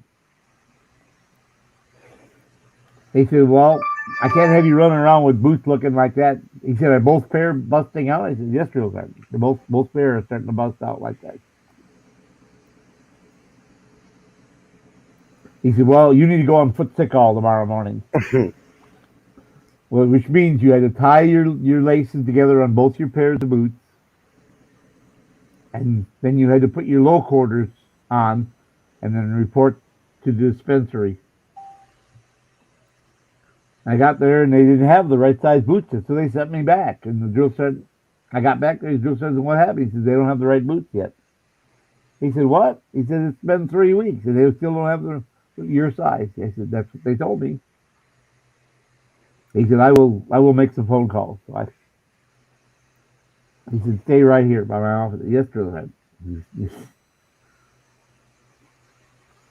So we made some calls. He said, no, they've got your boots. He said, go to this building, take both your boots with you and report to this building. He went to the building and sure enough, they had a whole friggin' box the size 12 wide. It was probably 60 or 80 pairs of them sitting there. They lied to you. The guy was just too lazy to go look. That's all. But my drill sergeant knew the guy there where they got the stuff in and whatever. And he said, I'm sending this private over, and he gave me a buck slip and he signed his name and he put the phone number of the office on there and he said, hand this to so and so, and I don't remember whoever it was. Hand this to so and so and tell him to call me if he has any questions. So I went there and the guy said, you can't come in here. I said, I'm supposed to report to Sergeant so and so, and my drill sergeant said I'm supposed to give this to him as soon as he said, let me have it. I said, no, he's supposed to go right to that guy only. Well, he knew who I was talking about, so he said, all right, I'll take you back to him. And so then he called my drill sergeant, and the drill sergeant says, hey, you gave him the wrong size boots, and toes are busting out and he needs 12 wides, not 11 and a half wides. And he said that's what the foot doctor measured him at. So he had one of those little metal things that you measure your feet on, you know. And he said, stand on this. I stood on there. He says, yeah, you take 12 wides. Wow. He looked at the boot, 11 and a half. He said, oh, yeah, that's why they're busting out. He said, here, throw those in the pile over. I threw them over there. He gave me 2 pair of 12s. You get back to the unit. I said, yes, sir. He said, don't call me, sir. I said, excuse me. Yes, Sergeant. Good thing he wasn't the drill sergeant. He'd have made me do 25, you know, but he wasn't. Yeah. God knows if you ever dropped your weapon. Oh, I got a story about that, too. The 5 or 6 guys in my unit were rednecks from Alabama. They had all joined together. I mean, they were excellent shots, but they didn't know beans about the big city or big city life or nothing.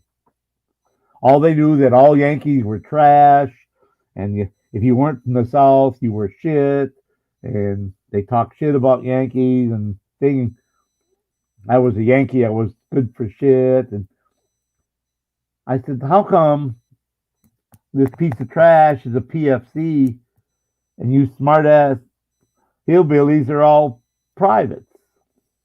That stuck in their craw. So every time that he had a chance, he would embarrass me or try to embarrass me or make me do extra shit or whatever. So, and when it rained, you stood at attention and if you had your weapon, you didn't put it on the ground because you would get the buttstock dirty, of course. And then you'd have to clean it before you turned it in. So we all learned to balance the buttstock on that little ledge on the side of your boot. Get that little 1/4-inch ledge on the outside of the edge of your boot that we would balance our. Well, all you have to do is bump your weapon a little bit. That weapon would fall off that edge, you know. And you don't really hold your weapon, your M16, when you're at attention. You just kind of have your hand resting on it. So the least little bump and it would fall. Oh, Lord help anyone if they were to relax a little bit and their weapon would fall and get dirty. Oh my God, drill sergeant would be on them like stink on shit. So my acting squad leader, he saw the chance. I was right next to him because we fell in by rank and I was PFC and he was sergeant, so I was assistant squad leader. And the time we were in formation and inspection, and he used his knee and he bumped my weapon and it fell out of the ground. And I had to do 25 push-ups. Oh, my drill sergeant was all over me. And I said, I will get that son of a bitch back. I will get him back big time. Not now, not tomorrow, maybe a week from now, 2 weeks from now when he's not suspecting it. I will bide my time, but I will get him back. So about 3 weeks later, we were having a commander's inspection by the company commander. And the commander went around us, you know, and you know how they walk and they're looking at the back of every uniform after they go by the first row. They turn around and they look at the back. They come around the back end and they turn and look at, you know, the back and your haircut, your ears, and make sure that they get to the front of the line. Then they turn around, they flip around, and they look at the second rank. Well, they had just flipped around to inspect the second rank. And and of course they're all looking away from me. And we're all at attention. I reached over and I pushed his weapon and it fell on the ground. It had been raining, so it was wet and muddy. And then of course I stood at attention and right where I was supposed to be, they turned around and crashed the rifle on the ground. They all turned around and looked at the rifle. They weren't looking at me, they were looking at the rifle. And oh my God, they took his stripes away because he was acting squad leader. They took his stripes away. They gave them to me. Whoa. Oh, so yeah. He. Oh man, He said, I will get you. I will get you. Like, that's a threat. I said, give it out and get me 25. He said, fuck you. I said, what? Wait a minute. You just told your squad leader, fuck you. I said, I'd have you kicked out for that. And he said, I ain't listening to no fucking Yankee. I said, now you're insubordinate. Now, oh. you cuss to me and you're insubordinate and refusing a direct command by your senior official. I said, now you're in deep shit. I bet you he was pissed. He was in deep shit. But I didn't do anything right then. But my best friend Barnes, he was my bunkmate. He slept up right above me because with Bemke and Barnes were right, BA and BE were right. We were right. He had the top bunk because he liked the top bunk. He had the choice because he was A, so he had top or bottom. It was his choice. So he said, I want the top. I said, that's fine. I'll take the bottom. I'd rather have the bottom one. I said, but if you fart, I'm gonna kick the bottom of your bunk. Because they had those springs, and if you kick the bottom of the bunk, all they had was those stupid springs that went back and forth. You felt it. I said, if you drop your ass on me at night, I'm gonna kick your bunk.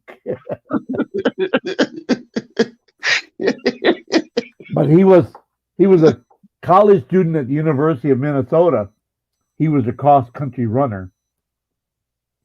That's what he was involved. But his father got sick, so he had to drop out of college. Wow. And we were on the third day of our basic after we finished reception, and the drill sergeant called him a fat boy. Well, he was a little bit overweight because he had spent 6 months taking care of his dad. He had to spend every day and night and everything taking care of his dad. So he had picked up a little weight, but he wasn't fat. But he still ran 5 miles a day just to keep in shape. And he said on weekends that I do 13 miles, 15 miles, just keep my legs in shape. And the drill sergeant called him a fat boy. He said, can I speak my mind, drill sergeant? He said, sure. He said, how'd you like to have a race? He said, what kind of race? He said, a running race on the track. He said, you want to race me? He said, yes, drill sergeant. He said, what do you want? 2 miles? 3 miles? 4 miles? Drill sergeant, he thought he was smart ass. 5 miles. He said, all right, I'll race you 5 miles. He said, and a loser has to buy the winner steak dinner at the NCO club. He said, can you afford that? He says, oh yeah, I can afford that. But what he didn't tell the drill sergeant is I'm not going to have to. He said, I run 5 miles to warm up. He didn't know that. Every night after the drill sergeants would leave, we had an hour and a half of our own time, personal time. And he would rush through and get his boots shined and everything all set up for the next day. And then he'd go out and run 5 miles. He'd come back and take a shower. And every night he ran 5 miles. So he said, I do that in my sleep, 5 miles. He said, and the drill sergeant, he said, he's in late 30s. He said, I'm 19 and a half. He said, I run circles around his ass. And he did. They had a race. We got out on the PT track, and the drill sergeant said, how about right now? He said, sure.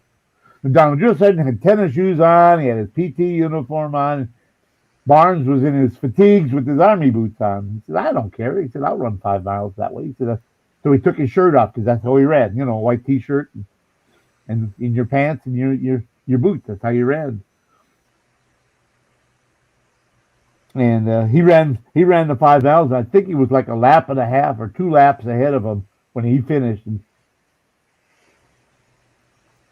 beat the shit out of him. Beat the shit out of him. Was just so embarrassed. You set me up. He said, you never asked me what I did for a living. You forgot to ask me that if I was a cross-country runner in college. You didn't ask that. You just assumed I was a fat boy. Did you ever, KY, short sheet a bunk? That is the most hilarious thing in the world. Try to get in, and it just won't go. Tear the bed all apart trying to get in it. Oh, especially when the guy's drinking. That's hilarious and hell. Oh man. Yeah. And then we had these other couple of characters from Georgia. I don't know who recruited them, but they had no indoor plumbing, no indoor bathroom, no indoor water, and they had never seen a shower, and they'd never seen a sink, never seen running water. And every day would go and they'd piss in the corner of the shower. And we complained and we complained. Joe started and said, "You guys take care of it yourself. It's your problem to get them to do right."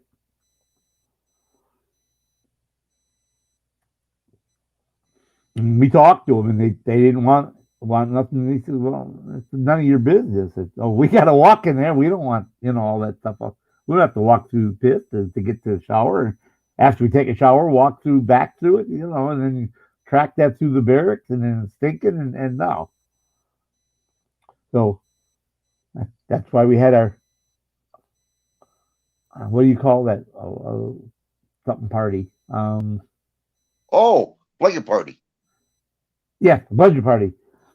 And we each put a bar of soap in one of our socks. And 4 guys were on the blanket. They got to his bunk and they threw the blanket over. And the 4 guys held the corners down, and we all smacked the shit out of him until he was black and blue. And it's everybody. Everybody in the platoon is involved, because that way everybody is involved, because it has to be something that you all agree on it. And everyone was tired of it walking through that. And we all did that. And from then on, they never did that. They never peed in the shower anymore. And no one snitched on anybody. Oh, no, because if they did, we were all going down. That's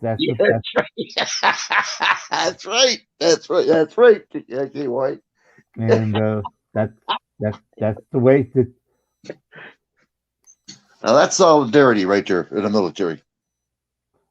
But you couldn't do that nowadays. Oh man, you get kicked out right away. They don't go for that shit no more. Really? No. Officially, from what I heard, officially they don't condone that. You're supposed to rat on the guy and go tell the drill sergeant what he's doing, and they'll counsel him. So you're kidding me? You got snitches in the oh. Nope, no. See, you don't build esprit de corps and camaraderie that way. The other way, you build camaraderie. You all work together. That's the whole idea of working together. And that's why the drill said, "You guys work it out, figure it out." Well, we stole that. One guy told us, he said, "My buddy told me that when a guy gets out of line like that, they put a bar of soap in there, and 4 guys hold the blanket down, and everybody in the platoon comes and gives 2 or 3 whacks with the bar of soap on the guy. His legs and his arms and his stomach and his back, whatever. If he's laying on his back, it's his back and his arms and his legs. You all give 3 or 4 whacks, and then you all leave, and then as soon as the room is clear, except for the 4 guys holding him down, then they let go, and one guy grabs the blanket. They run back to wherever they come from, and everyone disappears. Mm-hmm. And the guy can go holler to the fire guard, but nobody saw anything. The fire guard, he's part of it too. I didn't see anything. I didn't see anybody in the hallway. Yeah, so then they called the drill sergeant, and the drill sergeant, "What happened?" "Oh, I got beat with guys were all beating up on me." "Fire guard, do you see anything?" No, drill sergeant. There was nobody out there. "Well, how do you get those red marks all over?" I don't know, drill sergeant. I didn't see anything. That's right. That was neat. Put together like that. The drill sergeant already knew what the problem was, because we had gone, several of us had gone and talked to him in his open door policy, you know. So he knew exactly what was going on. He knew what was coming. Yeah. Well, like I said, that day when we stole those lobsters, no one said a word about it. They all knew about it, but no one put the finger on me and my friend, you know. They all kept quiet. Well, we never had lobster shit. Well, we stole it from the officers club. Oh. The chef was the instigator. He helped us out. Oh, well, see, that's because he wanted one or two or whatever. Oh, he did. Yeah, yep. Oh, he did, yeah. But we all kept quiet, though. They couldn't find even the shell to it. We put it in the drain. They couldn't find nothing. We did everything right. Burned the box, everything. Yeah, my buddy Brian, he warned me when they ask anyone who wants to be a policeman, don't you volunteer. Who wants to be a policeman and go policing? Don't you put your hand up. He says, don't be stupid. Oh, yeah, they're gonna ask who wants to go over, because he was at Fort Leonard Wood also. He said what they do is they're gonna make you go over to the officers club and the NCO club and police up all the butts off the ground. That's police call. That's what right. They call police call. You gotta pick up all the garbage, whatever. If it's not growing and it's not made by God, he said, you pick it up. I don't care, paper or cigarette butt or gum or candy wrapper or whatever. You can police it up. He said, and then they're going to want someone who can drive a stick shift. That means you gotta be the driver to drive those guys around, and they're out till 9 or 10, 11 o'clock at night doing this police call. And then you come back and you gotta then go to sleep, and you still gotta get up at 5. They don't get you time off for that shit. You know, you're out late. You got to put the vehicle away and park it. And then you got to walk back by the time you get back, it's almost midnight. Well, you got to get up at 5 o'clock. You're going to be dragging ass the next day. So don't volunteer for any police call or be driver. You'll be driver of the guard. When the guys are doing guard duty training, you'll be out there switching guards. And by God, you got to get up at 5 o'clock the next morning, just like everybody else. So he said, don't do it. Yeah, I know that trick. My dad told me before I went in the military, he said, don't ever volunteer for anything. That's it. But when that drill sergeant got mad at me, my favorite drill sergeant, he asked everybody, he says, who has a driver's license? Raise your hand. So I didn't raise mine. So who's the first one he picks? Me. I had a wheelbarrow moving around when everybody else was getting the cigarette butts, putting them in there, paper. Man, what? And you're right. I was late in the nighttime, and I had to get up early in the morning. That's it. Yep. Well, that guy hated me just because he ripped his freaking crotch. Oh, I'll never forget that. Oh, no, right. It wasn't because he ripped his crotch. It's because you laughed at his ass about ripping his crotch. I would not laugh. The guy behind me wouldn't have laughed at, and I could, I know. Yeah, he laughed, so it was just automatic reaction. You laughed with him. Oh, bad. Yeah. Bad. I'm telling you. We had Sergeant Costin was the senior drill sergeant, the 7. He knew what he was doing. He had his shit down. But we had this brand new E5 just out of drill sergeant school. He had his head up his ass half the time. When he started teaching us drill and ceremony, he tried to tell us that when you marched, you started off on your left foot and your left hand came out. And then your right leg came out and your right hand came out. He tried to teach us that your hand moved out the same as your leg instead of opposite like it's supposed to be. That's right. Yeah, that's right.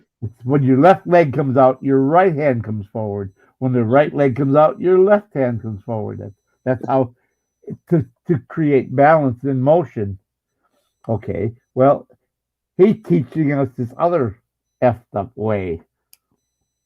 And after 6 hours of doing DNC with us, Sergeant Costin came from the hospital and his wife was sick. And he said, I'm sorry. He said, guys, my wife was sick and I had personal business. He said, but it's all squared away now. He said,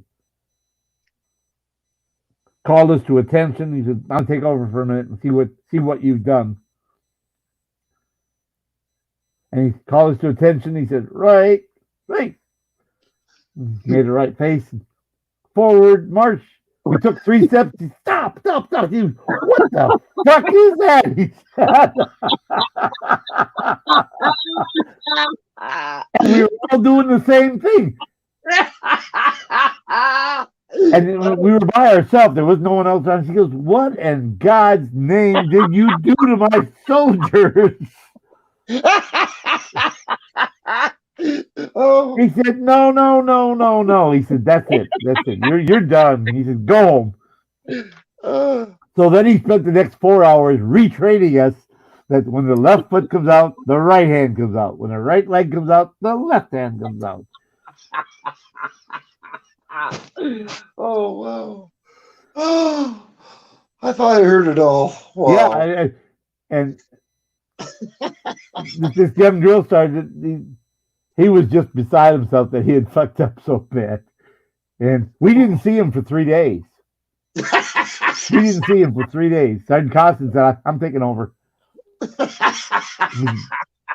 And yeah, we didn't see him for 3. I don't know if he was on some kind of punishment or shit duty or what, but Oh, can you imagine when you graduate from your ceremony and all the generals and everybody else walking down the yeah. You're Now, out of step, you saluting to them. Sergeant Parks made E5 in Vietnam. He was a Vietnam vet, and he had already had like 4 or 5 years in the service, and he got promoted to E5 in Vietnam, and then he came back and they said re-enlist whatever you want to do. He said, I want to be a drill sergeant. And he would sometimes we'd have rain days where it was raining so hard we couldn't do anything outside. And he'd tell us stories and stuff like that while we were on break, because he had cigarette break. The buildings we had at Fort Leonard Wood had a basement. They were dirt floor, and that way you could dig trenches and things down. You could do machine gun positions and whatever on the floor down inside the barracks on rain days, and emplacements and whatever you needed to do. You could do landmine training and stick them in the dirt. You couldn't do that with a concrete floor, but you can with dirt floor. And they had these fiberglass tubes that looked like carpet tubes that they'd put fiberglass over. They stuck some branches to them that like a log laying down. And of course, you were supposed to place the mine and bury the wire for a couple of feet, and then you were supposed to lay behind the log in case the enemy came. And that was part of the training and stuff. But he was down there, he'd tell us his war stories, how the enemy were charging and stuff like that. There were so many of them that you didn't dare stick your head up. They would bullets were bouncing off the sandbags and everything up, and they would just stick their rifles over the top, and they had their limit sticks. When you're on your position, you have a limit stick. And he said he'd pull the trigger and sweep the gun, the M16, back and forth between your limit sticks, and then put another magazine and just keep doing that till you were out of magazines. He said there were so many guys coming, bad guys coming, that he would just do that to you. And he said sometimes you'd have 2 guys, one next to each other, doing that, and the other guy, he was loading magazines as fast as he could, so that you guys could just keep. He said we'd get done and our magazine be all in a stack on the floor. He said our rifles would be glowing red because they were so hot. Damn. It is hot. You were shooting some rounds, all right. Whoa. Yeah. Oh, yeah. He said when you Holy Hannah. go to 500 or 600 rounds like that, all on full automatic, just keep shooting and shooting and shooting. He said, and you dare not stick your head up. He said because the guys would get their head blown off because they had snipers that would, if you popped your head up, you were dead. He said so. Well, we learned to put limit sticks up and then a piece of bamboo about 3 feet that we would prop up.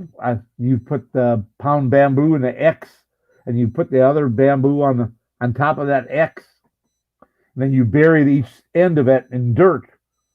And then when you put your rifle up there, you would adjust the sandbag level so that the buttstock would cause the rifle to be about 3 feet off the ground. When you were shooting, you'd be about 3 feet off the ground. That when you just go back and forth, he said you'd be shooting about 3 feet off the ground, between 2 and 4 feet off the ground. He said, depending if your sandbag shifted or not. And he said, but you didn't dare stand up and aim it because you'd be dead. They lost too many guys. They were down to like 40% strength. And we would just keep shooting, and we had plenty of bullets, but we didn't have replacement guys. And he said that was life in the forward operating base. He would tell us stories of, stuff like that. Hold on for a minute, Kate. Why But he couldn't march. He couldn't march for shit. I'll be right back, man. I got to do a Tim 100. Hold on. Oh, all right.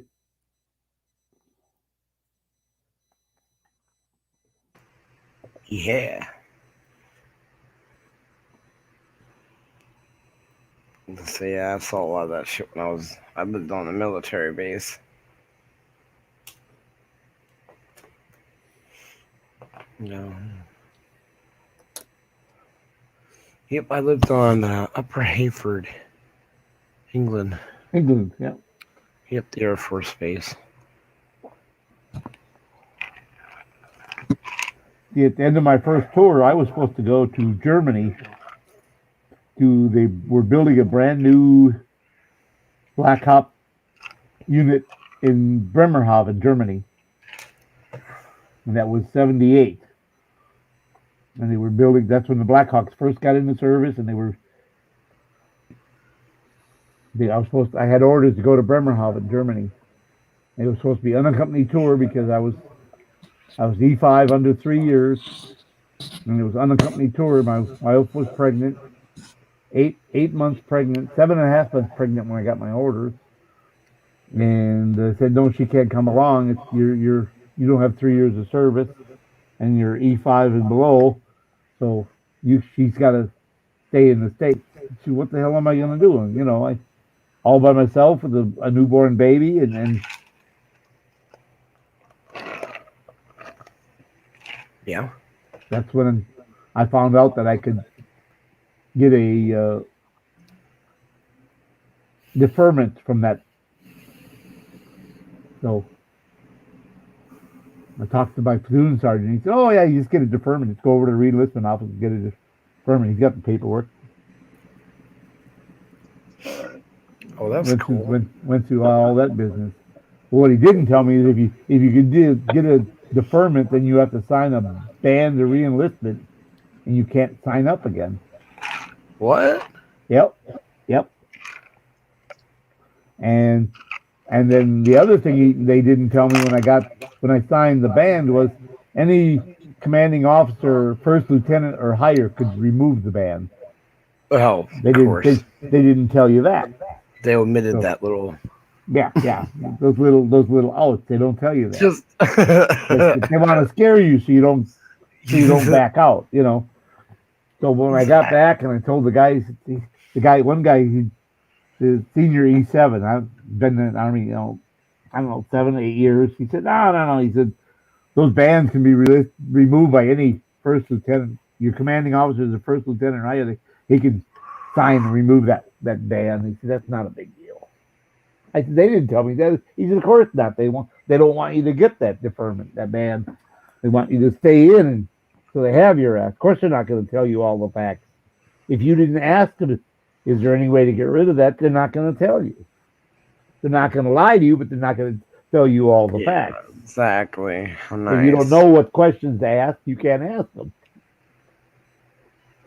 So, you're all scared and you're afraid, and, you've got other things on your mind. Your wife's pregnant, and what are you going to do? You're in Germany and she's back in the States. Where's she going to live? How's she going to make it? Okay. And my wife is not one that liked to drive. She did not have a good sense of direction when it came to driving. If she didn't know a route to and from a certain place, she wouldn't go there because she was afraid of cheese. I have a terrible sense of direction. Well, But that was an issue back in the day. Nowadays, you don't need to know how to get anywhere. You just have no, your you go to Nav and go to your and it will phone. show you Go where to go. directions to Burger King, and it tells you just how to get there, how many miles it is, the estimated driving time, if there's any traffic accidents on the way, how many stoplights, how many, you know, the whole 9 yards. This is the 70s. There was no such thing as the internet back then. No kidding. And when you got lost, you had to go to a gas station if you didn't have a Mapco in your car.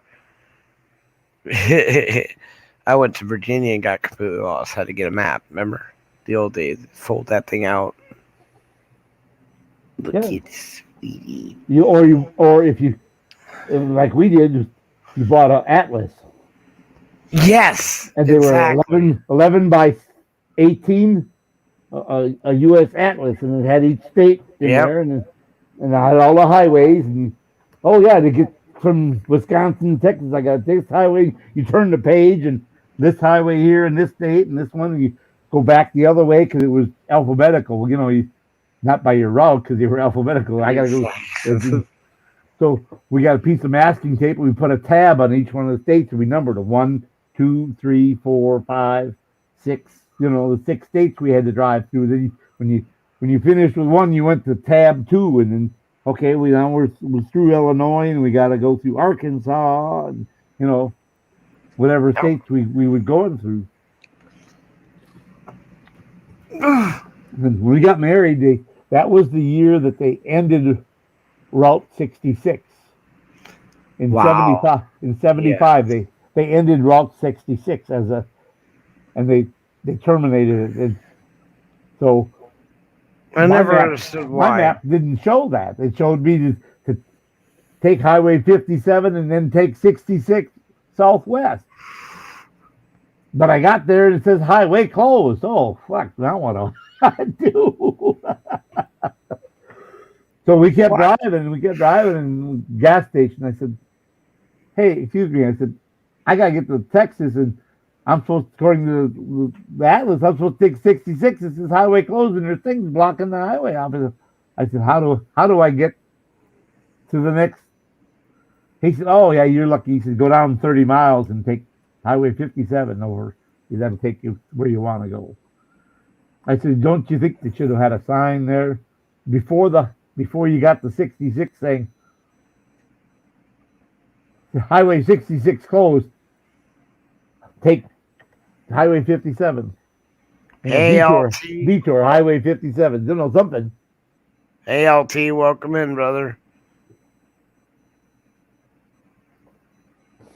Why did they close 66? At the time, there were too many robberies on it. That was the reason. I'd heard that it was. Yes, that there were too many robberies on it. The gangs were robbing tourists. They were, because it was barren. There was nothing out that way. Yeah, there was nothing out that way, but I never knew that. And you drove, and then they would come out and they get one car in front, one guy behind, and they would slow you down and stop you, and then they would rob the tourists, and then they would take off, and you're stuck. You know, and who do you call? There's no phones out there. They didn't have cell phones back then. Nope. And they had no plates on the trucks. Oh, it was an old Chevy truck. What color? It was rusty. It was rusty and moving fast in the opposite direction.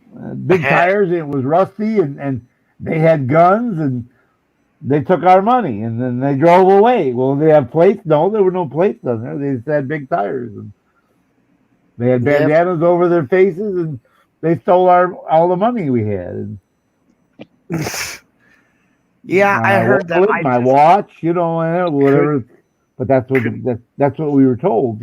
Could not believe that was the actual reason. Wow. That was one of the major reasons. It was the other reason. The other highway was faster. So then 66 became the scenic route. I have something for you guys. I don't know if you guys are aware of this or not about the veterans. I'd like to ask you a question, though, if I may. Why, certainly. Certainly. Okay, when a person's in wartime, and he's fighting, naturally gets PTSD. Now, when he gets it in wartime, when he's fighting, do you think he can get medically discharged because he has that PTSD? Nowadays you can, but back Yeah. in our day we couldn't. Okay, right. All right. What does he tell us? Suck it up and move on, right? Exactly. Like, if you, like MASH, Right. the guy that dressed it up like a woman, that didn't work either. Well, it's just a mash. Yeah. Suck it up, Buttercup. What did the colonel tell him? Suck it up and move on. That's exactly what they told us. Suck it up and move on. In your case, try to keep it Back in going. World War II, they called it battle fatigue. Well, here's the thing now. Just by out of chance, I don't know what made me check it out, but I'm looking around through the internet, and I happen to find out that anybody with, and they better learn this, I hope they hear me out here, anybody with PTSD, they go to Veterans Hospital, they go see a psychiatrist, they can get their guns taken away, their Second Amendment right, without any other process. Yeah, exactly. Any other due process? Yes, because ain't that something? Because you're now psychologically unbalanced, and they can take your guns away. Yeah, but you're not unbalanced when you're fighting in war when you get it. But when you're out of it, that's okay. Yeah, that's okay to have a gun then. But but you're allowed to be psychologically unbalanced out there, so you can kill people. Once you get back into society, though, you. No, you can't. Yeah, so you have to be careful if you report that you have PTSD without any other due process. They can remove any firearms in your house. Yep. I looked at that. I said, "You got to be kidding me!" Now what they're doing is there is a book I read called "Thank You for Your Service." It's a very good book on a soldier who had PTSD. Really? Thank you for your service. Thank you for your service. That's easy to remember. So, LT man, how have you been? He just popped in, didn't say a lot. And it tells all about the trials and tribulations and the drugs they tried to give him. Everything but help. They did everything but gave him the help he needed. Well, my last video, the one I screwed up, they have when they don't get the jab and they get kicked out of the military, they lose their rights to carry their Second Amendment. Can you believe it? Can you believe that? Because they get an honorable discharge. Well, it doesn't matter. That doesn't affect their once they're out of the military. But if they have PTSD, if they have that, maybe, and they won't take the jab and then get the vaccine, then that's how they lose it. That's how they justify it. Yeah, I got it on video. That's the one I just put out there, and it didn't work out right. But I'm going to try it again. Yeah. That's dirty. Yeah, it is dirty. Because they just announced they're coming up with a shot for kids between the ages of 5 and 11. When I was assigned to USACA, Fort Riley, Kansas, when the guys from the Big Red won, and they were always fighting. Those guys were always brawling out at USACA. We would have the soldiers who were disorderly or hit their superior officer or hit an NCO or shoplifted or minor offenses, okay? Where they swore at their commander, they swore at their first sergeant, or they did something minor in civilian life. Who's got the YouTube on this? Bud, that's not you. Me. No, it's not. I don't got YouTube on though. All right. I don't got anything on it, to be honest. I was hearing an echo like that. Hear it? Yeah, they treat us veterans like you know what. But at any rate, when I was out at USACA, they had a flagpole, and the rocks were painted white on one side and black on the other. No, red on the other. Well, red on one side and red on the other. And every day, any of the recruits that were out there who wanted to stay in the military would have to go out and rotate those about 70 rocks and flip them over, all red up, all white up, all red up, all white up, around that flagpole where the flag went up. And then the flag detail would put the flag up, and at the end of the day, the flag detail would take the flag down. And a different detail would take over the next day. Someone else would rotate the rocks. That was part of their daily duties. And there was no fence at Usaka. The Kansas River, I believe it was, flowed along the back side of the facility, and it ran about 30 miles an hour. And in written history, there'd never been a man or woman that was able to swim across the river and survive because of the speed of the current. Because prior to coming to that point, it was wide and flat river, but right before it got to Fort Riley, it went through some foothills, and it narrowed down to about a third of the previous width. Of course, the velocity of the river increased tremendously because it was forced, all that water was forced into a narrow area, and the speed of the river was, I believe it was about 32 miles an hour, 28 or 32, something like that. And so they said, we don't need a fence back here. No one can swim across that current. No one has ever made it that has ever tried. And so there was a bridge that you crossed to get into the compound, and they had two guards at the base of the bridge, and you had to get by those guards to go over the bridge. And then the river went under the bridge, and of course, so the only way to get in and out of that was the bridge.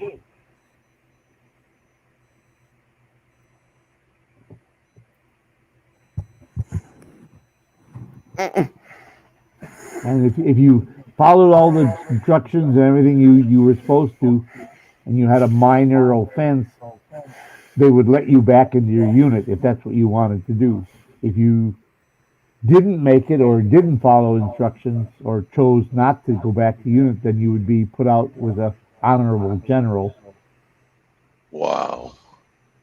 Because these were all minor offenses. Now the facility on the other side of the river was where the hard criminals were that had committed murder or assault or sexual assault or something violent, assault or something, drug use or something like that. And those people that went in there didn't have a choice. You went in, you were processed out of the army, and you were gone.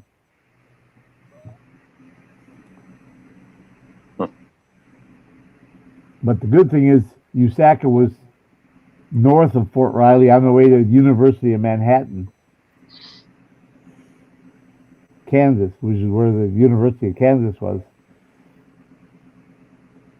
And young people, let's just say that.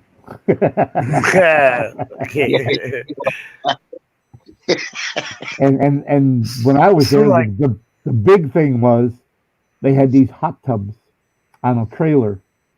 It was a 6-wheel trailer, and they had like an 800-gallon hot tub on wheels. They'd roll up, and they'd put down the stabilizers, and then there was extension cord. They'd plug it into the thing, and there was lights around the top of it. The heater would come on, and you could rent that for like $75 or $100 a night. Whoa! And you had this hot tub. You could, for a party and whatnot. Yeah, that was all the big sensation. To rent this hot tub.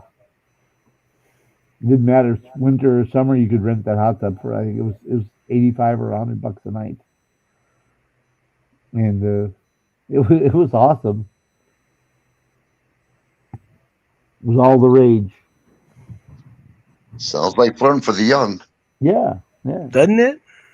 Yeah, it sure does. I was 23. I was pretty young.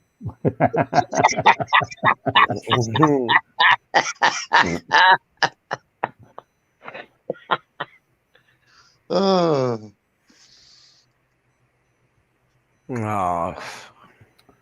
What happens in Kansas stays in Kansas. That's right.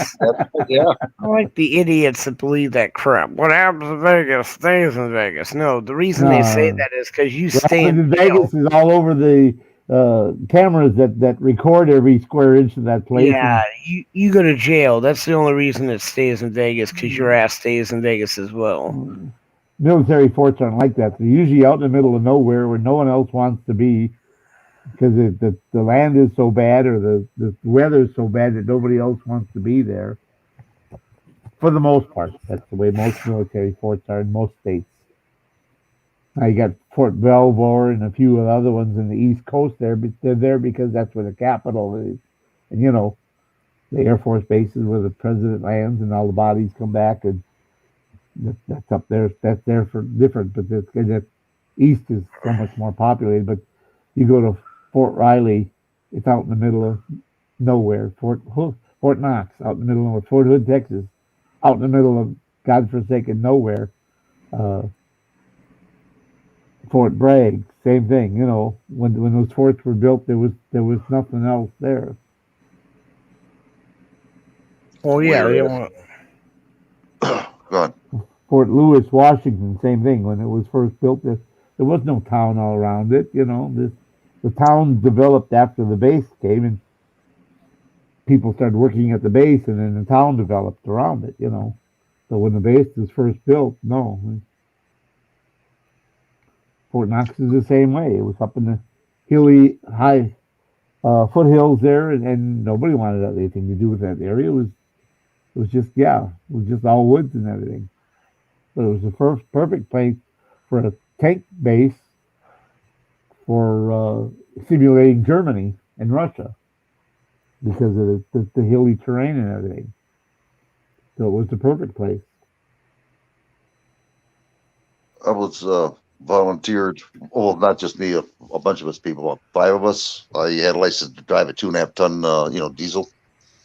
We went to an airport to pick up supplies, bedding supplies. And when I was there, plane came down, dropped its back there, the back of it. And you seen the soldiers coming out in the coffins. You talk about, man, I'll tell you, that was just, wow. That was a shocker. See that. The C-130 and then dropped the back there. And yeah, it was quite, it was something to see. We all looked at each other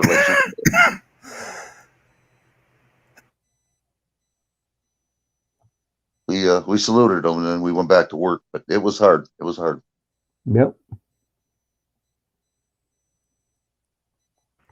Holy.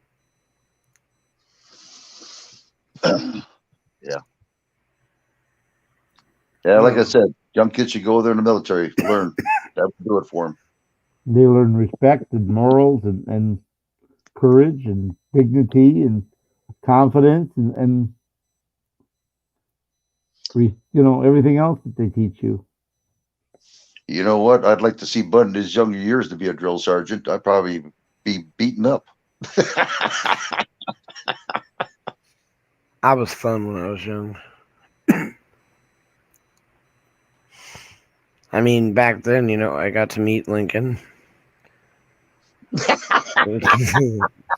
Yeah, okay. I was digging through May's father's papers, and he has the genealogy, and he has an excerpt. And my wife's family are direct descendants of George Washington. Wow. All right. I made a copy for my kids. I said, wow, not everybody can say that. No, but what has it done for you? It hasn't done shit for me. Exactly. Just saying, dude.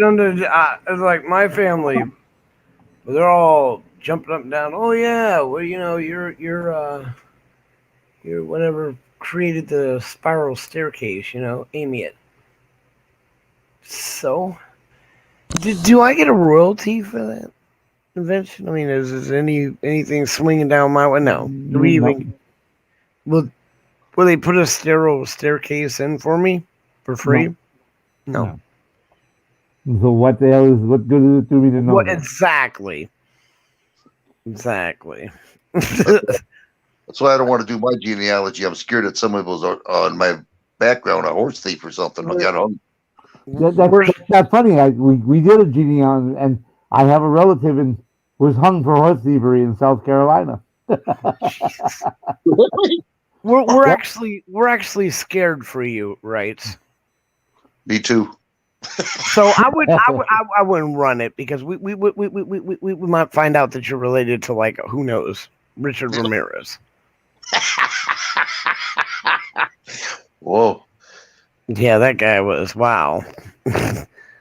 Good for the gun industry out here in California, guys. And of course the neighborhood watch programs that shot off and Brink security that went through the roof with good old Richard. Brink security. No, you remember them? Oh, You know, yeah, it was no, they sold out. I think they're gone now, but they used to have that commercial where the guy was standing in your front lawn. And it's raining and snow and everything, and then you see these three burglars come up. We're here for you 24/7, yeah. Right, yeah. I missed that one. Huh. Well, you know. My wife don't get me out of the neighborhood that much. She can find me in the bedroom. Yeah, it's but I mean, the thing that I thought was funny is the house my parents lived in before they moved was actually on the news. I guess the people that bought the house from my parents were actual drug dealers, so they hooked up the house to manufacture meth and had all kind of security things. And this is what actually the cops, how they found out. They had those sensors that would beep every time you would get near the yard, so neighbors would be walking by and shit and hear all these beep, beep, beep. Cops thought that was funny, started watching them, noticed that they were making deliveries, and that was it. It was on the news, they busted in, and I'm so proud. My father had that house built. It was kind of sad, actually, though. It was, yeah. They tore up all the cabinets and stuff to make them for the chemicals and stuff. They ripped the house apart. It was a shame. It was a nice house. It was right on the corner.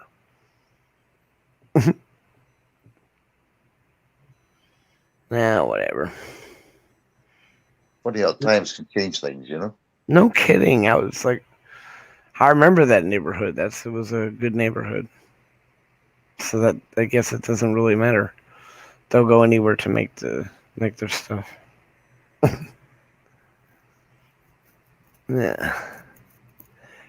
So, what are you thinking, KY? I'm thinking, how many we got watching now? We got 4. We were only going to 5. Yeah, Probably.